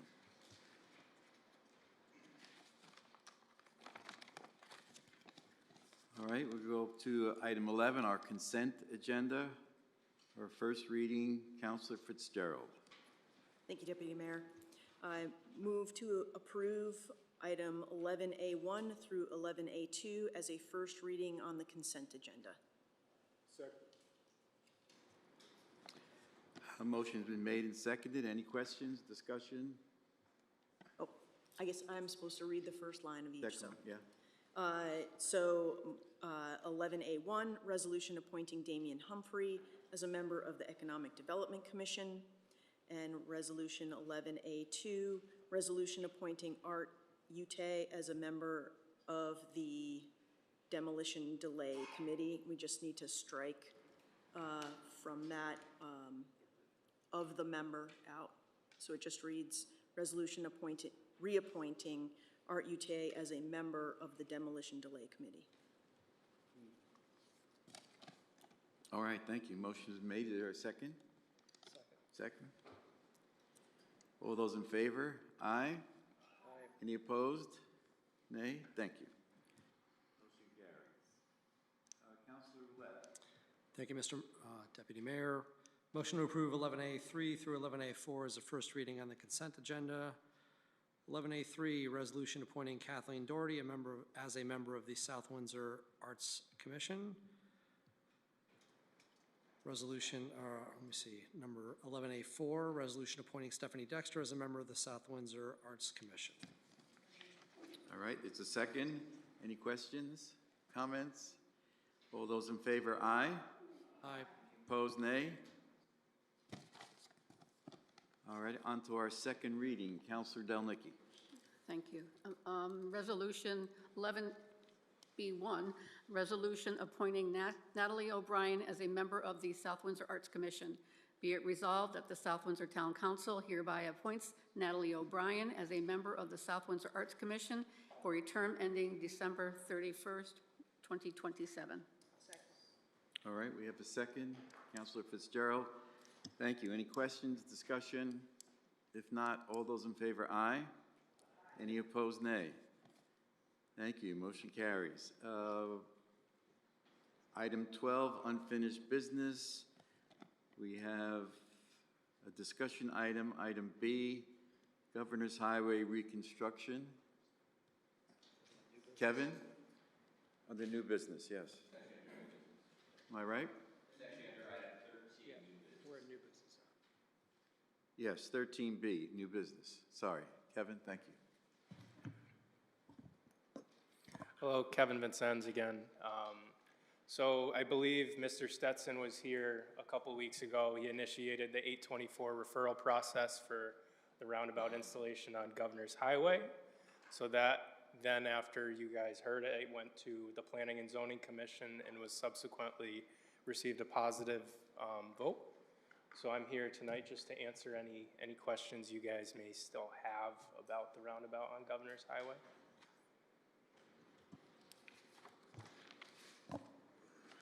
Councilor King. Thank you, Mr. Deputy Mayor. I mean, the only question I still had, I just wasn't sure it was part of it. So are we going to widen Governor's Highway in any way, shape, or form? Or is it going to stay the same and we're just throwing? No, we're going to provide a uniform width. So as of now, it kind of comes in and it's ununiform. So we're going to hold a standard width. It's either 26 or 28 feet. Off the top of my head, I forget. So we'll come in, do a full depth reconstruction of the roadway, install some other traffic calming elements, including the roundabout. So it'll be a large project. All right, thank you. Any, Councilor Delnicki? Thank you. It's kind of hard to really tell from the picture here. The roundabout looks like it's taken up the entire yard of that property. Can you give me an estimate on wide and? Yeah, so I apologize for that picture. I think that was an early concept that wasn't really to scale. Yeah, that'll be perfect if we have it to Yeah. scale. And I think that rendition of it might have even shown it encroaching on that residential property. I just want to clarify that isn't the case. The roundabout has shifted west since that concept, so there'll be no impact to that residential property. And from the dimension from curb line to curb line, so the full diameter is 120 feet. That's the whole radius, right? Correct. Okay. Thank you. Yep. Diameter. Diameter, yeah, okay. Thank you. Any other questions? Councilor Roulette. Thank you, Mr. Deputy Mayor. So just to clarify, Mr. Stetson was in here and I asked that same question of the property owner that would have their front yard impacted, and I was told that, I think we were told, that the property owner had agreed to it. So what is are we taking or encroaching upon the property or not? Because we have two pieces of information that don't agree. So the residential property, no. There's two commercial properties that we're going to need to obtain easements from, but the residential property that is shown in the picture that Councilor Delnicki just referenced will not be impacted. Okay, thank you. All right, thank you. Any other questions? Councilor Madison, yes. Thank you. I'm just trying to figure out where it changed from the presentation that the other gentleman did last time, and then the changes that you just acknowledged. Where did it? How did it end up? You telling us a different thing than that guy did. I think the confusion came from, we've had probably 5 or 6 renditions of this roundabout. So the one that showed it encroaching on the residential property was one of the initial ones. And for whatever reason, that was included. I'm assuming because it was laid out on the site plan, the proposed site plan, so it kind of gave a little more context. But that was a concern of ours. We didn't want to impact the residential properties, so we prompted our designer to shift it west to avoid impacting those sensitive areas. Okay, thank you. All right, thank you, Councilor Madison. Just real quickly, I just want to make sure Yeah. everybody's aware. I know we're talking a lot about the roundabout associated with this project, but there is other work happening on Governors associated with this project as well, correct? Correct. And can you just kind of go over that so that way we can make sure the record reflects and everybody understands that there's more to it than just a roundabout? Yeah. So this is a full depth reconstruction project. So from Ellington Road to just past Talbot Lane, we'll be removing all the existing pavement, all the sub-base, and replacing it with new 12 inches of process aggregate base, 2 layers of pavement, and we'll also be including some traffic calming elements. So some median islands, some reverse curves, because there's been a lot of complaints about speeding traffic on that section. So we're doing our best effort to slow traffic down for the community in that area. Okay, thank you. That's important to hear. Thank I you. know there was concern about speeding on that road. Yeah. So thank you. Deputy Mayor, I have one more. From Ellington to Talbot, or actually up to the stop sign, from Ellington to the stop sign, is that area going to be widened at all, or is it just going to be repaved and smooth and? It's going to be widened slightly to a uniform width. It's pretty narrow in that first section. Like I said, off the top of my head, I want to say it was 26 or 28 feet. Tori, I don't know if you, off the top of your head. Yeah. Hi, Council. Town Engineer Tori Sedota here. Thank you. So what Kevin was explaining here is we are adding some curvature to the road. So the actual corridor width is not changing too dramatically, but we are adding curvature to slow down vehicles in that residential corridor which is the complaints that we've been receiving over a handful of years. So really, it's not changing, we're not widening at all, but small shifts to add a little curvature to slow people down so it's not a straight pathway for speeding. And there's enough frontage on, I know some of the houses are way back. There are some that are, you know, closer, especially at that stop sign. I know it's going to be, at that stop sign, there's going to be an issue there. Well, it's ironic because it only takes a foot or two of curvature with a little small curve because Governor's Highway is pretty straight, as you know. That little curvature really does slow down vehicles with adding the additional fog lines or shoulders, as you will. It's a natural inhibitor to speed, essentially. Are you taking the police chief's suggestions and making it like Lombard Street in San Francisco? Never mind. Never mind. Not yet, not yet. Well, I know they have some of that in, they have some of that in West Hartford. Some of the streets in Hartford, they really snake more than what you're proposing. No, I know those streets, and we're not trying to take that much frontage, to be honest. I think this is the safest way without impacting local residents to provide that feel and to slow down the heavier vehicles traffic that is going through there while not impacting the residents in that area. Yeah, I got to agree. Just a little bit of a shift if you have to drive That's down. It. All it takes is a little snake, that's all. All right. It's not significant, but it's enough where it makes an impact to speeding. Okay, thank you. No problem. Thank you very much. Thank you. All right, we'll move on to the next item.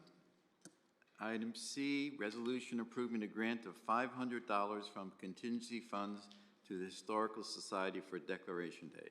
Second. All right, I'm going to read the whole resolution. Be it resolved that the South Windsor Town Council hereby approves the transfer of $500 from the fiscal year 26 contingency account to the South Windsor Historical Society to cover costs associated with Declaration Day, a 250th anniversary of America celebration. It's been seconded by Councilor Ouellette. Any questions or comments, discussion? If not, is Mary Etter still here? Yes, okay. All in favor? Aye. Any opposed, nay? Motion carries. Thank you. And thank you, Mary Etter, for organizing that great program on the 15th. Appreciate it very much. Our next item, item D, Councilor Delnicki. Thank you.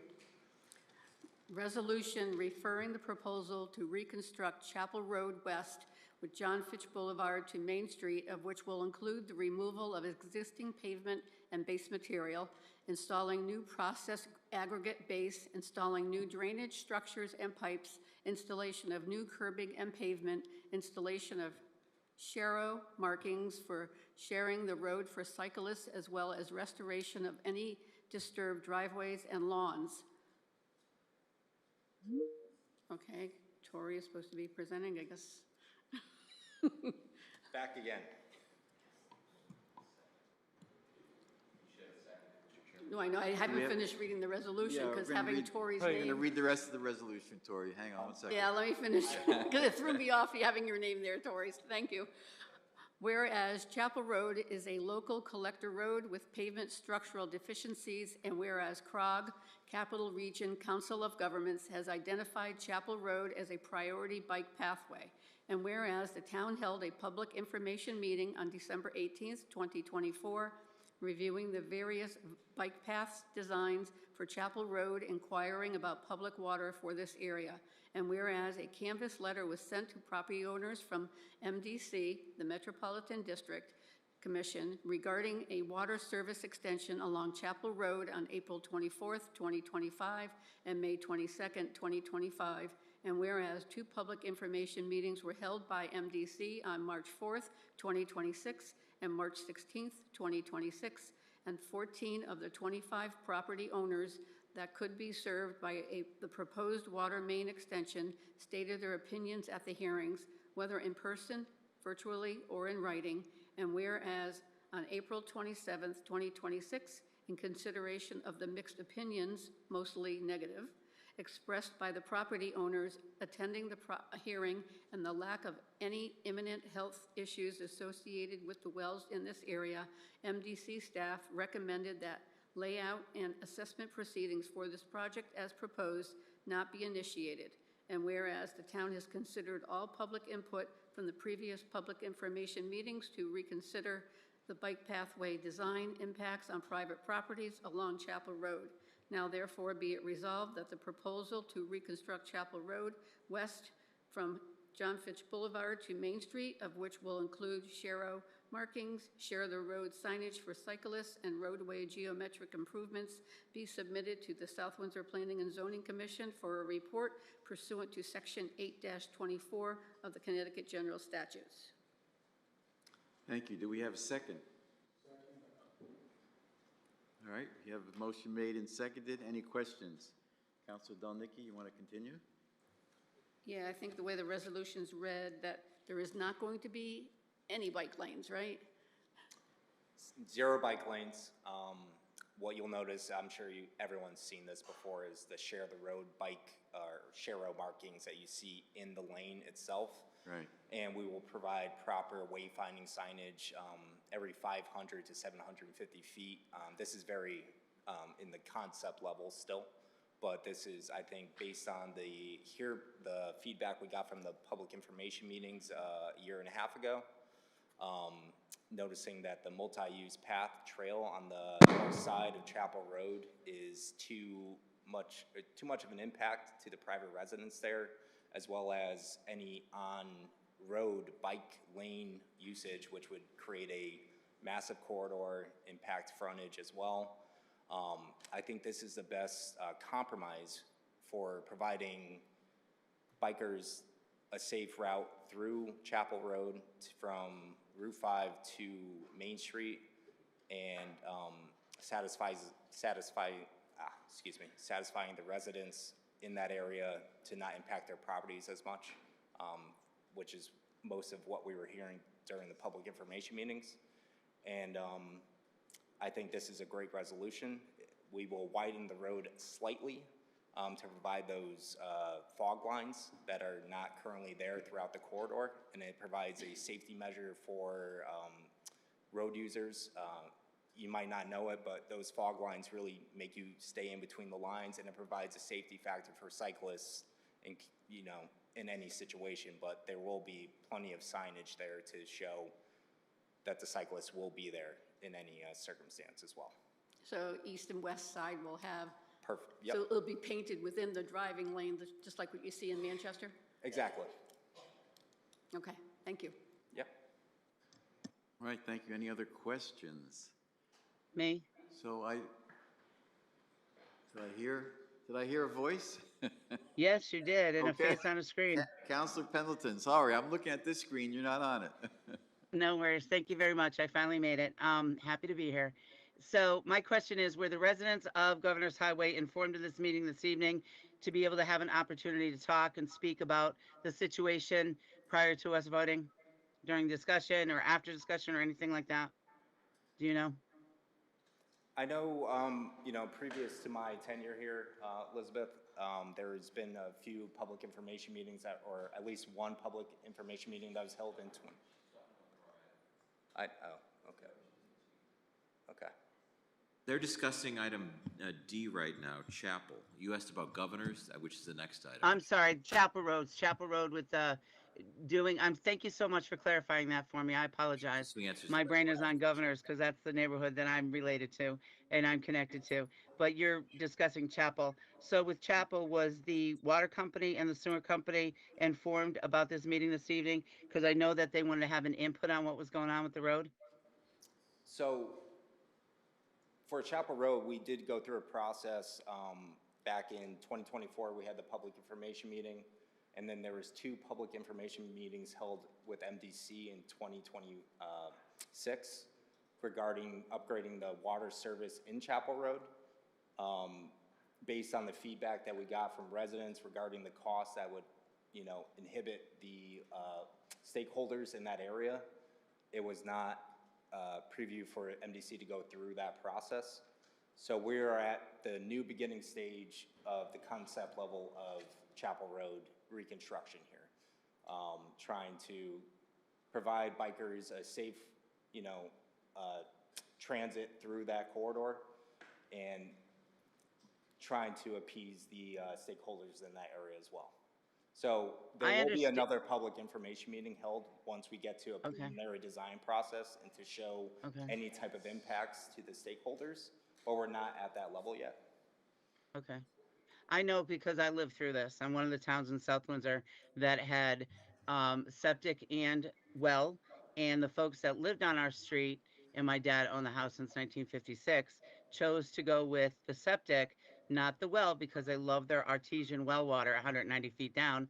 But they did go through the septic process, and they were responsible to pay for the footage in front of their home for the sewer. And also for the private connection if they were to choose to do so. But it had to be paid prior to them selling the house. So that's why I was asking, knowing that we lived through this, is there an opportunity for the folks that live there now, the residents that live there now, to be able to have a hearing on this and to find out how much it would be and how long it would take and so on, and like the stakeholders, like you said, and for them to have an input on that. They don't have to go with the water, but if they want to go with the sewer, they're more than welcome to. Once you guys get that up and running, if that's what you choose to do. I would have to get some clarification on the sewer aspect of that. We were mainly focused on the MDC side of that. Okay, but I think sewer wants to talk about that too. Thank you. Thank you. I appreciate it. Great. Deputy Mayor Paterno. Thank you, Mr. Mayor.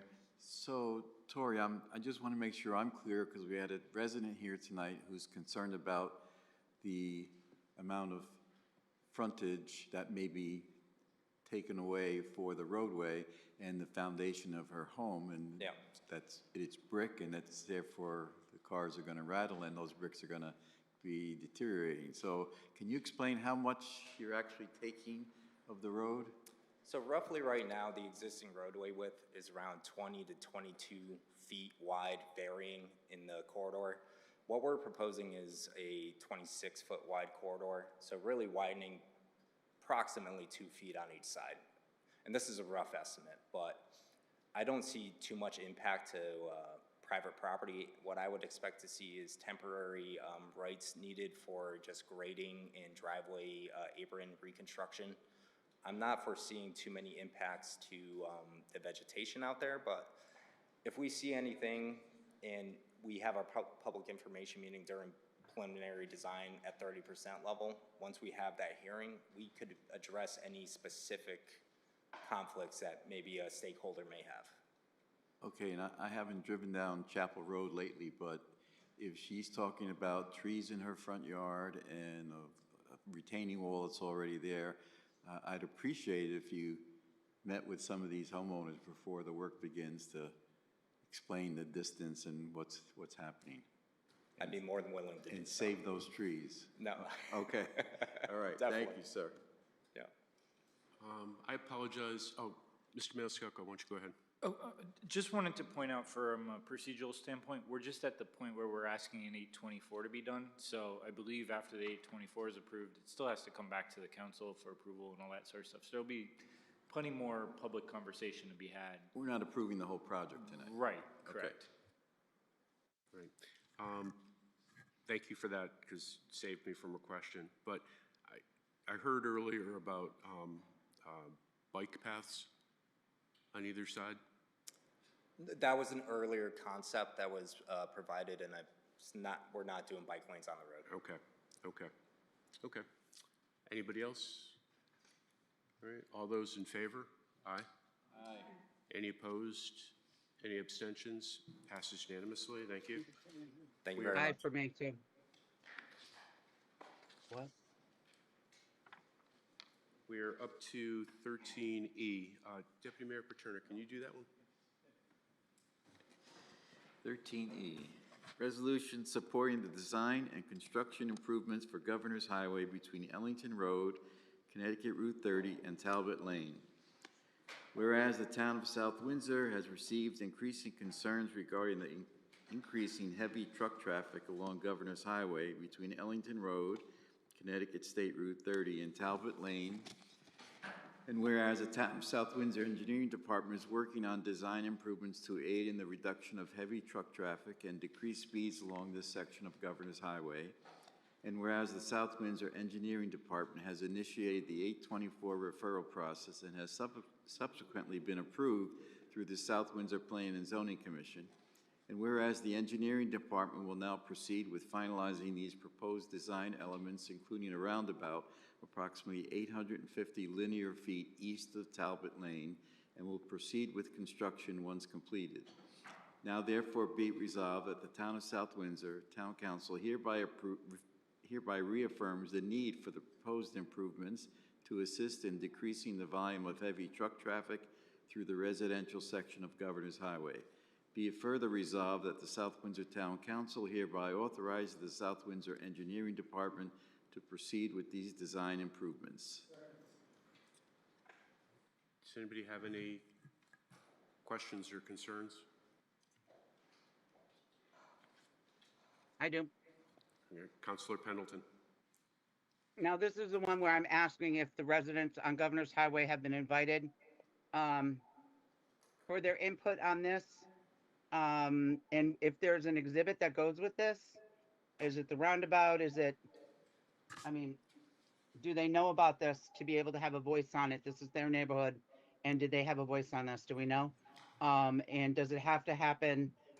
Is this how it happens as quickly as we get this right here, right now, this resolution, and then they go out there and they start developing a roundabout? Is that what's going to happen? I'm just asking. So no, this is, again, the very beginning stages. We're still in design. We did not send out letters for this meeting specifically, but we have had public information meetings in the past on this project, and we will plan to have another one in the future. We recently, this past winter, had sent out a survey to all those residents in the surrounding neighborhoods, and it was very favorable that the community in that area is seeking some kind of traffic calming element to mitigate their concerns with the truck traffic out there. But it hasn't been decided upon yet to do a rotary or bricks and, raised bricks or anything like that, correct? I'm sorry, can you repeat the question? It has not been decided upon yet about which traffic calming is going to be implemented, if it's going to be a roundabout or raised bricks or something else for traffic calming. So following this meeting, our intention is to engage with our designer, complete and finalize the design plans, including the roundabout, and then proceed with the following steps through the grant agency. So yes, do the neighbors agree with the roundabout? Like I said, we were planning on having another public information meeting after those design improvements were designed, so we could present the plans to them. And at that point, if there is a large majority of concern or some folks obviously opposed, we would then revisit the need. But like I said, based off of our previous conversations with that community, it's pretty apparent that there is a need and a desire for traffic calming elements, including the roundabout. Okay. See, now I heard differently, so that's why I'm asking, because I heard they don't want a roundabout, and I heard that, yes, they do want traffic calming. I just want them to have the opportunity to be able to speak their voice prior to their neighborhood being impacted by items that they don't truly desire. So if you could get them involved and hear their concerns, that would be awesome. Absolutely. I'm going to go to Councilor Ouellette and then Councilor Delnicki, but before I do that, could you walk us through the survey that you already did? How many people responded and what the results were? So off the top of my head, I think we sent out a survey just basically asking the residents in that community if they were in favor of the traffic calming elements that were proposed in the design plans, which were attached to our website. I believe off the top of my head, there were 44 yeses and I want to say 6 no's. So yes, there are some folks on the street who are opposed to the roundabout, but I think the vast majority of folks down there are very concerned, especially with the new development going in, about increasing truck traffic as long with the existing truck traffic. So this has been studied ad nauseum amongst town staff, and this is the best and only solution that we can provide those residents to mitigate their concerns. I got one other point. I'm going to Councilor Ouellette. I know that we treat all the residents with care and concern. Given what these residents are going through with the warehouse, to Councilor Pendleton's point, I would love to see that public meeting as early as possible, as early as you have something more to share, earlier in the process, so they don't think everything's been decided and now we're coming to them. If you could do that. I know we try to do that with everybody, but I would just, understand what's going on in the area. Councilor Ouellette. Thank you, Mr. Mayor. So just for our edification, if we go to slide number 5, that's the one that has the picture that shows the roundabout in someone's front yard. Are we going to, as a council, get a second bite at the apple on this, where we're going to be able to see the actual final plan before we approve it? Is the answer yes on that? Well, let's ask the question to both the speaker and the town manager. I hope the answer is yes. Yeah, I think it would be, I think the chain of events should be, we should finalize the design so we can present the residents with a final set of plans of what we're planning on doing. Based off of the conversations we have, we can then approach the council and have a discussion about the meeting, any concerns we have with the public, any public comments that need to be addressed, and then we can go from there. Would you agree? Yeah. I think that would be the cleanest way. But it would need final council approval after all of that occurs, correct? Mr. Mayor or Town Attorney? I'm looking to Mr. Maniscalco. We certainly can do that for all of you. I mean, I think where we are at this point is we need your go-ahead to move forward with getting some actual plans and designs in place so we could have those conversations, as well as we need to reach out, I believe, with those plans and designs to the funding agency as well, if I'm correct, right? Correct. So we're in the very preliminary stages of the grant process. So there's still a lot of steps to be taken. Absolutely. Okay. Councilor Delnicki. Thank you. I didn't think of this question until just the previous resolution under, our discussion under 13B. Has there ever been a thought of doing the zigzag on that end of Governor's Highway instead of this? I'm okay with the resolution. I'm not a fan of this roundabout. So we can certainly definitely bring up that concept maybe in the public information meeting, see if that's a more favorable option to the residents in the area. I think you're referring to a chicane or some kind of median island. Yes, we can definitely look into something like that and maybe propose that as maybe an alternate option and see if that's more favorable. Well, not even an island, just making it from, I think the synagogue is where it starts to get wider, and then go down past Talbot. Okay. So just to make it a little bit irritating for tractor trailers. Yeah. I mean, it's not stopping them. They still have access, but it's not going to be the most straight route. Yeah, I think the main concern with something like that is it's not a deterrent to truck traffic.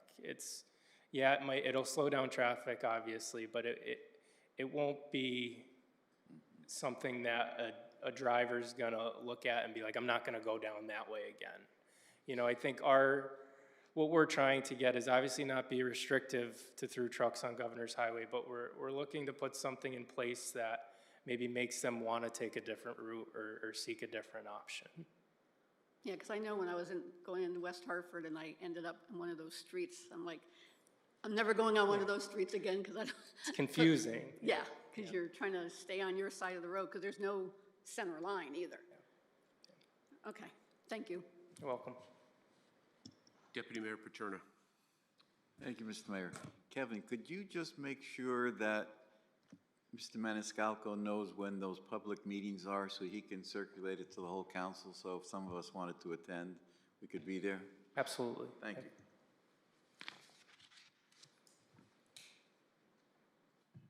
All right, any other further comment? All right, all those in favor? Aye. Anybody opposed? Any abstentions? Passes unanimously. I'm an aye. Oh, I'm sorry. I'm an Counselor aye. Pendleton, my fault. All right. No fault, no Thank you worries. very much for the presentation. Thank you. We are up to item F. This is a discussion item on the town council member expenditure policy. And basically, it's a mayoral appointment. And I'm proposing to appoint Councilor Delnicki and I. This is just so we can, again, just put pen to paper and have a policy that before any town council members, the mayor included, incurs any expense for the town, there's a process, and then there's a reporting process. So everybody on the council, town manager, and I'll leave it up to the town manager to include anybody else he wants, would also receive like a monthly report, if you will. All right, so like I just spoke before Boise State, didn't put in for any reimbursement, not gonna get any reimbursement, but let's say I put in for mileage. In the next monthly report, it would show $10, and here's the reason why, as an example. I think it'll all help us make sure that, you know, we're spending the town's money even harder than we'd spend our own, and share information. So it's more informational. Councilor Delnicki and I hopefully will have something, if not by the next meeting, certainly the first meeting in September. All right? Mr. Mayor? Yes. Mr. Mayor? Just make it clear that you don't get paid for mileage, okay? I'm learning new things as somebody who's not getting paid for everything. I thought my understanding was we could put in, I have not, but I believe under the new charter, anything that we think is legitimate, we could put in, and if somebody here was willing to pay it. So I have not put in for $1 since I've become mayor, and I don't intend to. I use that as an example. Okay, thank you. Okay? That's all. Thank you. All right, we are up to... No, it was only example because $10 for gas, my God. Did he check the gas station? What kind of car do you drive? $3.59. All right, item G, resolution, let's see, Councilor King. Thank you, Mr. Mayor. Resolution repealing sections 58-31 through 58-35, Human Relations Commission of the South Windsor Code of Ordinances, as shown in Exhibit C. Whereas Chapter 58 of the Code of Ordinances provides for a Human Relations Commission in the town, and whereas the duties and responsibilities of the Human Relations Commission were merged into the duties and responsibilities of the Social Justice and Racial Equity Commission, Chapter 2, Article 3, Division 17, Sections 2-456 through 2-460 of the Code of Ordinances, and whereas the Town Council has reviewed the existing provisions of Section 58-31 through 58-35 and determined that repeal of the section is appropriate, and whereas the Town Council held a public meeting on May 4th, 2026 on the proposed repeal in accordance with the applicable law and the South Windsor Town Charter. Now therefore be it resolved that the South Windsor Town Council hereby repeals Section 58-31 through 58-35, the Human Relations Commission of the South Windsor Code of Ordinances in its entirety. Second. Is there a second? Just a question for the town manager or town attorney. I'm assuming this has all been reviewed and it's in compliance with the discussions we've had? That's correct. Thank you very much. All right, any questions, concerns? Seeing none, all those in favor, aye? Aye. Anybody? Aye. Anybody opposed? Any abstentions? Passes unanimously. Thank you. Letter H, Councilor Ouellette. Thank you, Mr. Mayor.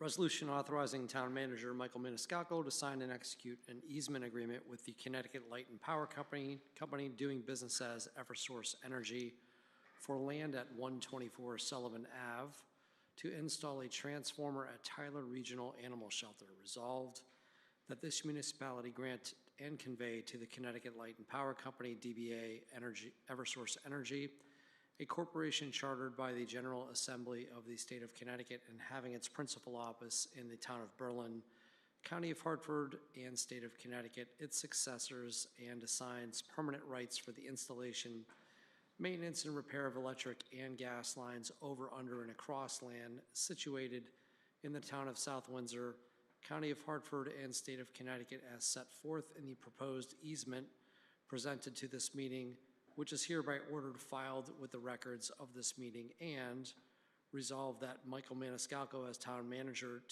of this municipality, hereby is authorized to execute and deliver in the name of the town of South Windsor an easement presented to this meeting and do any and all other acts to effectuate the foregoing. Right.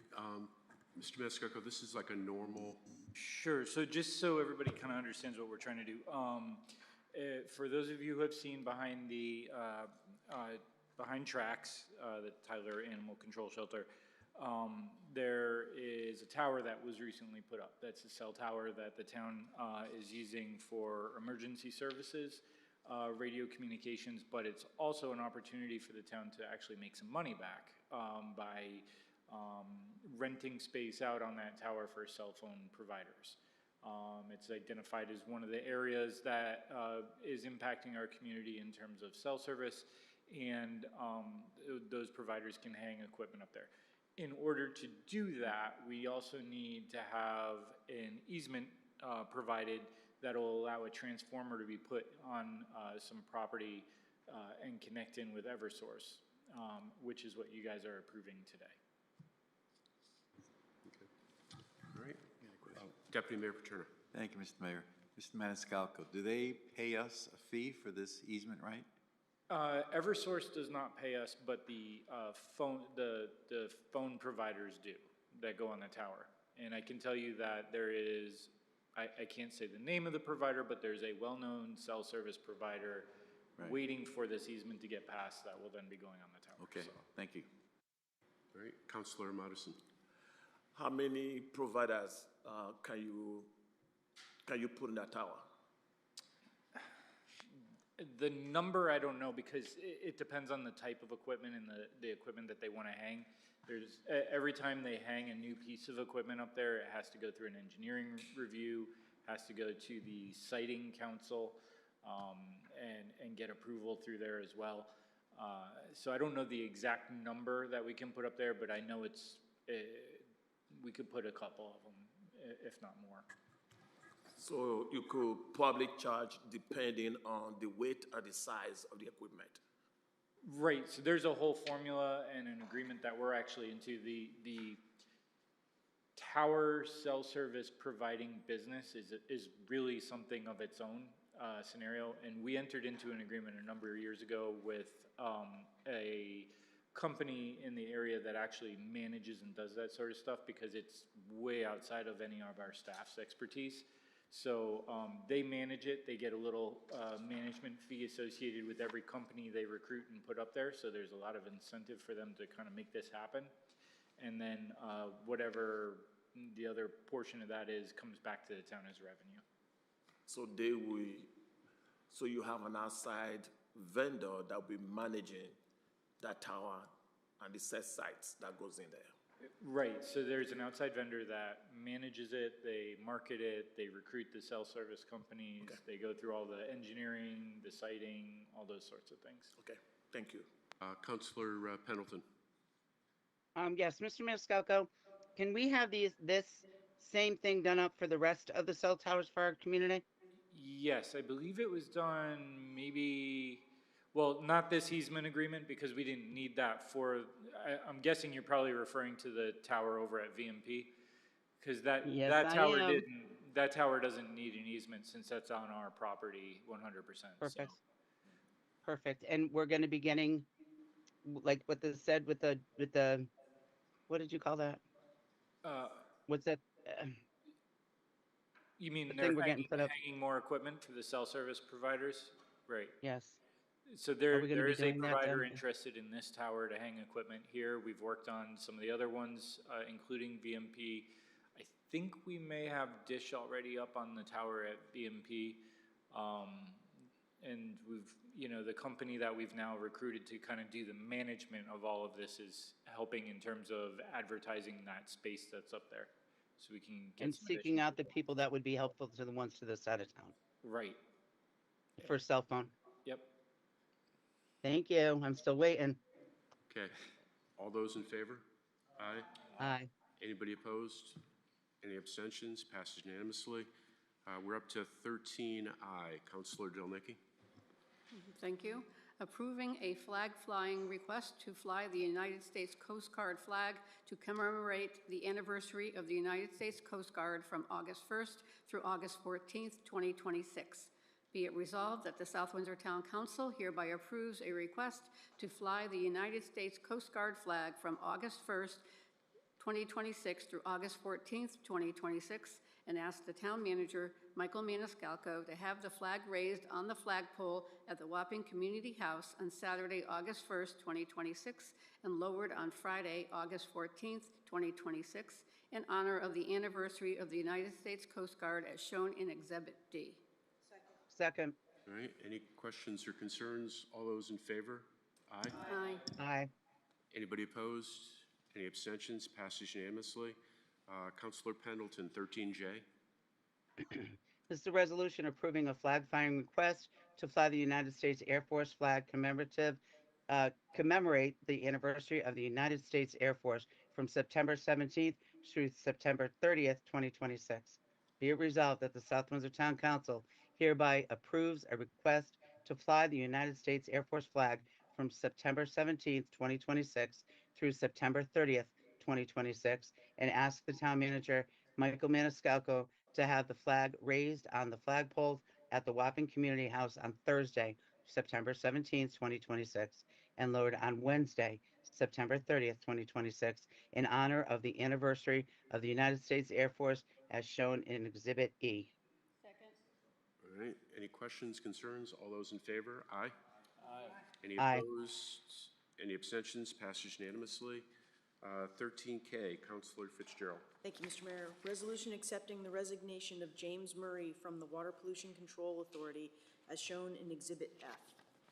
Be it resolved that the South Windsor Town Council hereby accepts with regret the resignation of James Murray from the Water Pollution Control Authority effective June 8th, 2026, and be it further resolved that the South Windsor Town Council extends its thanks to James Murray for the time dedicated to serving the community by membership on the Water Pollution Control Authority. Second. Second. All right, any questions, concerns? All those in favor? Aye. Aye. Anybody opposed? Any abstentions? Passes unanimously. Thank you. 13L, Councilor King. Thank you, Mr. Mayor. Resolution accepting the resignation of Harrison and Madison from the Economic Development Commission as shown in Exhibit G. Be it resolved that the South Windsor Town Council hereby accepts with regret the resignation of Harrison and Madison from the Economic Development Commission effective June 22nd, 2026. And be it further resolved that the South Windsor Town Council extends its thanks to Harrison and Madison for the time dedicated to serving the community by membership on the Economic Development Commission. Second. All right, any questions, concerns? Seeing none. All those in favor? Aye. Aye. Any opposed? Any abstentions? Passes unanimously. Thank you. 13M, Councilor Madison. Resolution accepting the resignation of Catherine Gallagher from the South Windsor Public Library Board as shown in Exhibit H. Be it resolved that the South Windsor Town Council hereby accepts with regret the resignation of Catherine Gallagher from South Windsor Public Library Board effective June 30th, 2026. And be it further resolved that the South Windsor Town Council extends its thanks to Catherine Gallagher for the time dedicated to serving the community by membership on the South Windsor Public Library Board. All right. Any questions, concerns? Seeing none. All those in favor? Aye. Aye. Anybody opposed? Any abstentions? Passes unanimously. 13N, Councilor Ouellette, could you take care of this? Thank you, Mr. Mayor. Resolution amending the appointment of Kathy Doherty to the Public Building Commission as shown in Exhibit I. Whereas the Town Council previously appointed Kathy Doherty as a regular member of the Public Building Commission, and whereas it was subsequently determined that her end term date was November 30th, 2028, which is not consistent with the town charter, and whereas the Town Council wishes to correct the appointment to ensure compliance with the town charter. Now therefore be it resolved that the appointment of Kathy Doherty is hereby amended to designate her end term date as November 30th, 2029, in the Public Building Commission effective immediately, and be it further resolved that this correction is administrative in nature and ensures that the membership of the Public Building Commission remains compliant with all applicable requirements. Second. Is there any questions or concerns? Councilor Amadison, your light is still on? Okay, all right. Councilor Ouellette, do you have anything? No. Okay. Oh, sorry. All those in favor? Aye. Aye. Any Aye. opposed? Any abstentions? Seeing none, passes unanimously. Item 4, I'm sorry, letter O, Councilor Fitzgerald. Thank you, Mr. Mayor. Resolution approving refund batch number 22 for 2 refunds totaling $332.04. Be it resolved that the South Windsor Town Council hereby approves 2 tax refunds, the total of said refunds being $332.04 as more fully described in Exhibit A. All right, all those in favor? Aye. Aye. Any Aye. opposed? Any abstentions? Passes unanimously. Item 14, passage of ordinance. There isn't any. Item 15, public comment. Is there anybody that would like to speak to the council at this time? If there is, again, come on up. And again, please give us your name and address.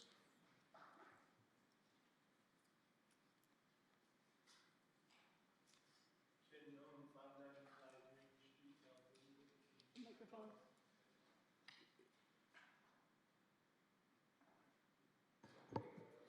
Yeah, Ken Young, 595 Avery Street, South Windsor. Hey, it's 10 years now it's been.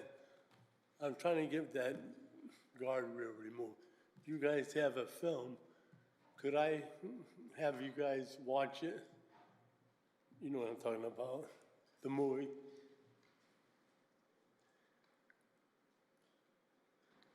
Mr. Mayor, just for clarification purposes, I just want to remind everybody, we don't answer questions from public comment. Oh. That being said, you know, I do believe we've received video evidence from Mr. Young. We can try to make sure that it's shared with everybody. You guys saw it already once, but do I have to invite myself? Because the last time you didn't even invite me, you guys watched it. And Again, we don't Well, engage in back and forth. I think we heard the question.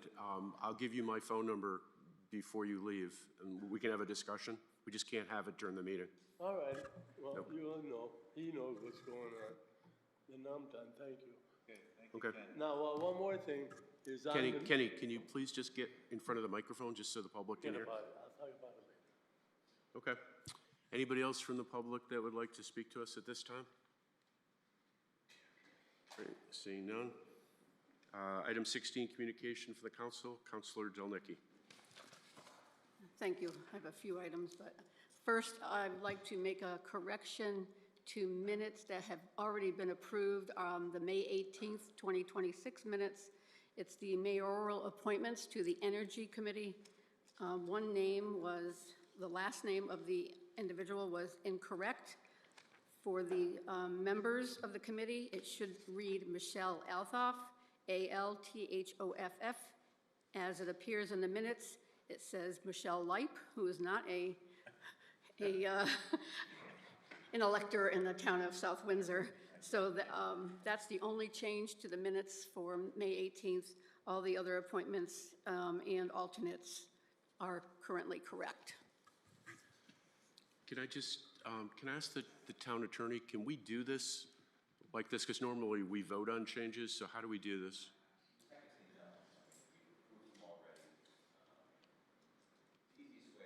Oh, your microphone, attorney. Leclerc. Technically, no.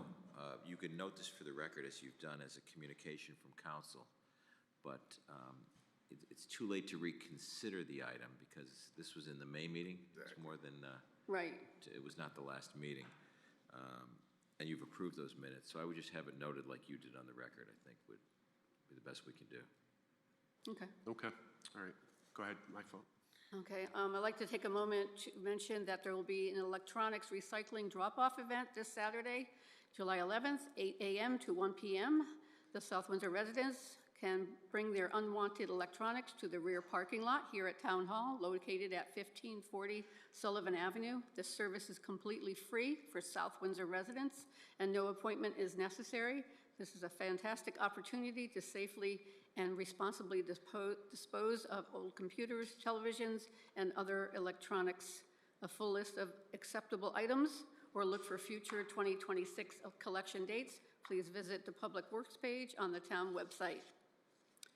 And as I mentioned at the June 16th meeting, on Saturday, July 18th, from 9 a.m. to 3 p.m., the South Windsor Police Department and Connecticut Children's Medical Center are hosting a toy drive. All donations will directly benefit patients of Connecticut Children's Department of Gastroenterology. Donations can be dropped off at the South Windsor Police Department, located at 151 Sand Hill Road, and there is a full list of approved donations. That is, the full list is on the South Windsor Police Facebook page, and the post was dated on June 16th. But everything is, there's strict hospital safety and infection control policies.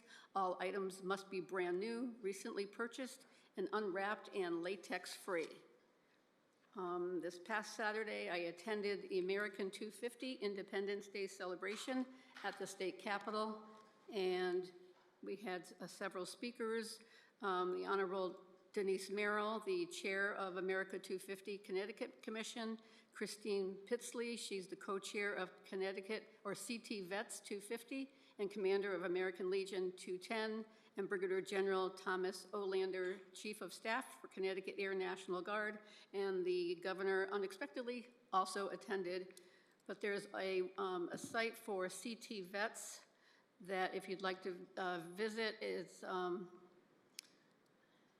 ctvets250.org, and it lists a Revolutionary War locations. I believe, can't call it up right now, 17 or 19 locations within Connecticut.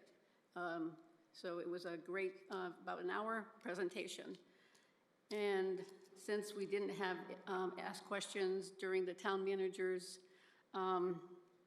report, thank you for the email today in regards to the air conditioning system. And I did send you some questions in regards to the building temperature, what it does to equipment and other items, and if we're going to have a notification system at one time. So if anybody else has any questions, I would suggest sending, since our facilities manager is on vacation this week, this way when he returns, he can have all these questions and, you know, the concern of the building.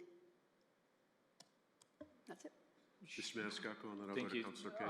Just so everybody knows, I did get a written response back from Mr. Majors from his vacation, and sent it out to all of you, so you guys all have that. I also had a conversation with our acting Chief Information Officer, Paul Boutot, who did tell me that he does have some temperature sensors in the server rooms within Town Hall, as well as within other buildings.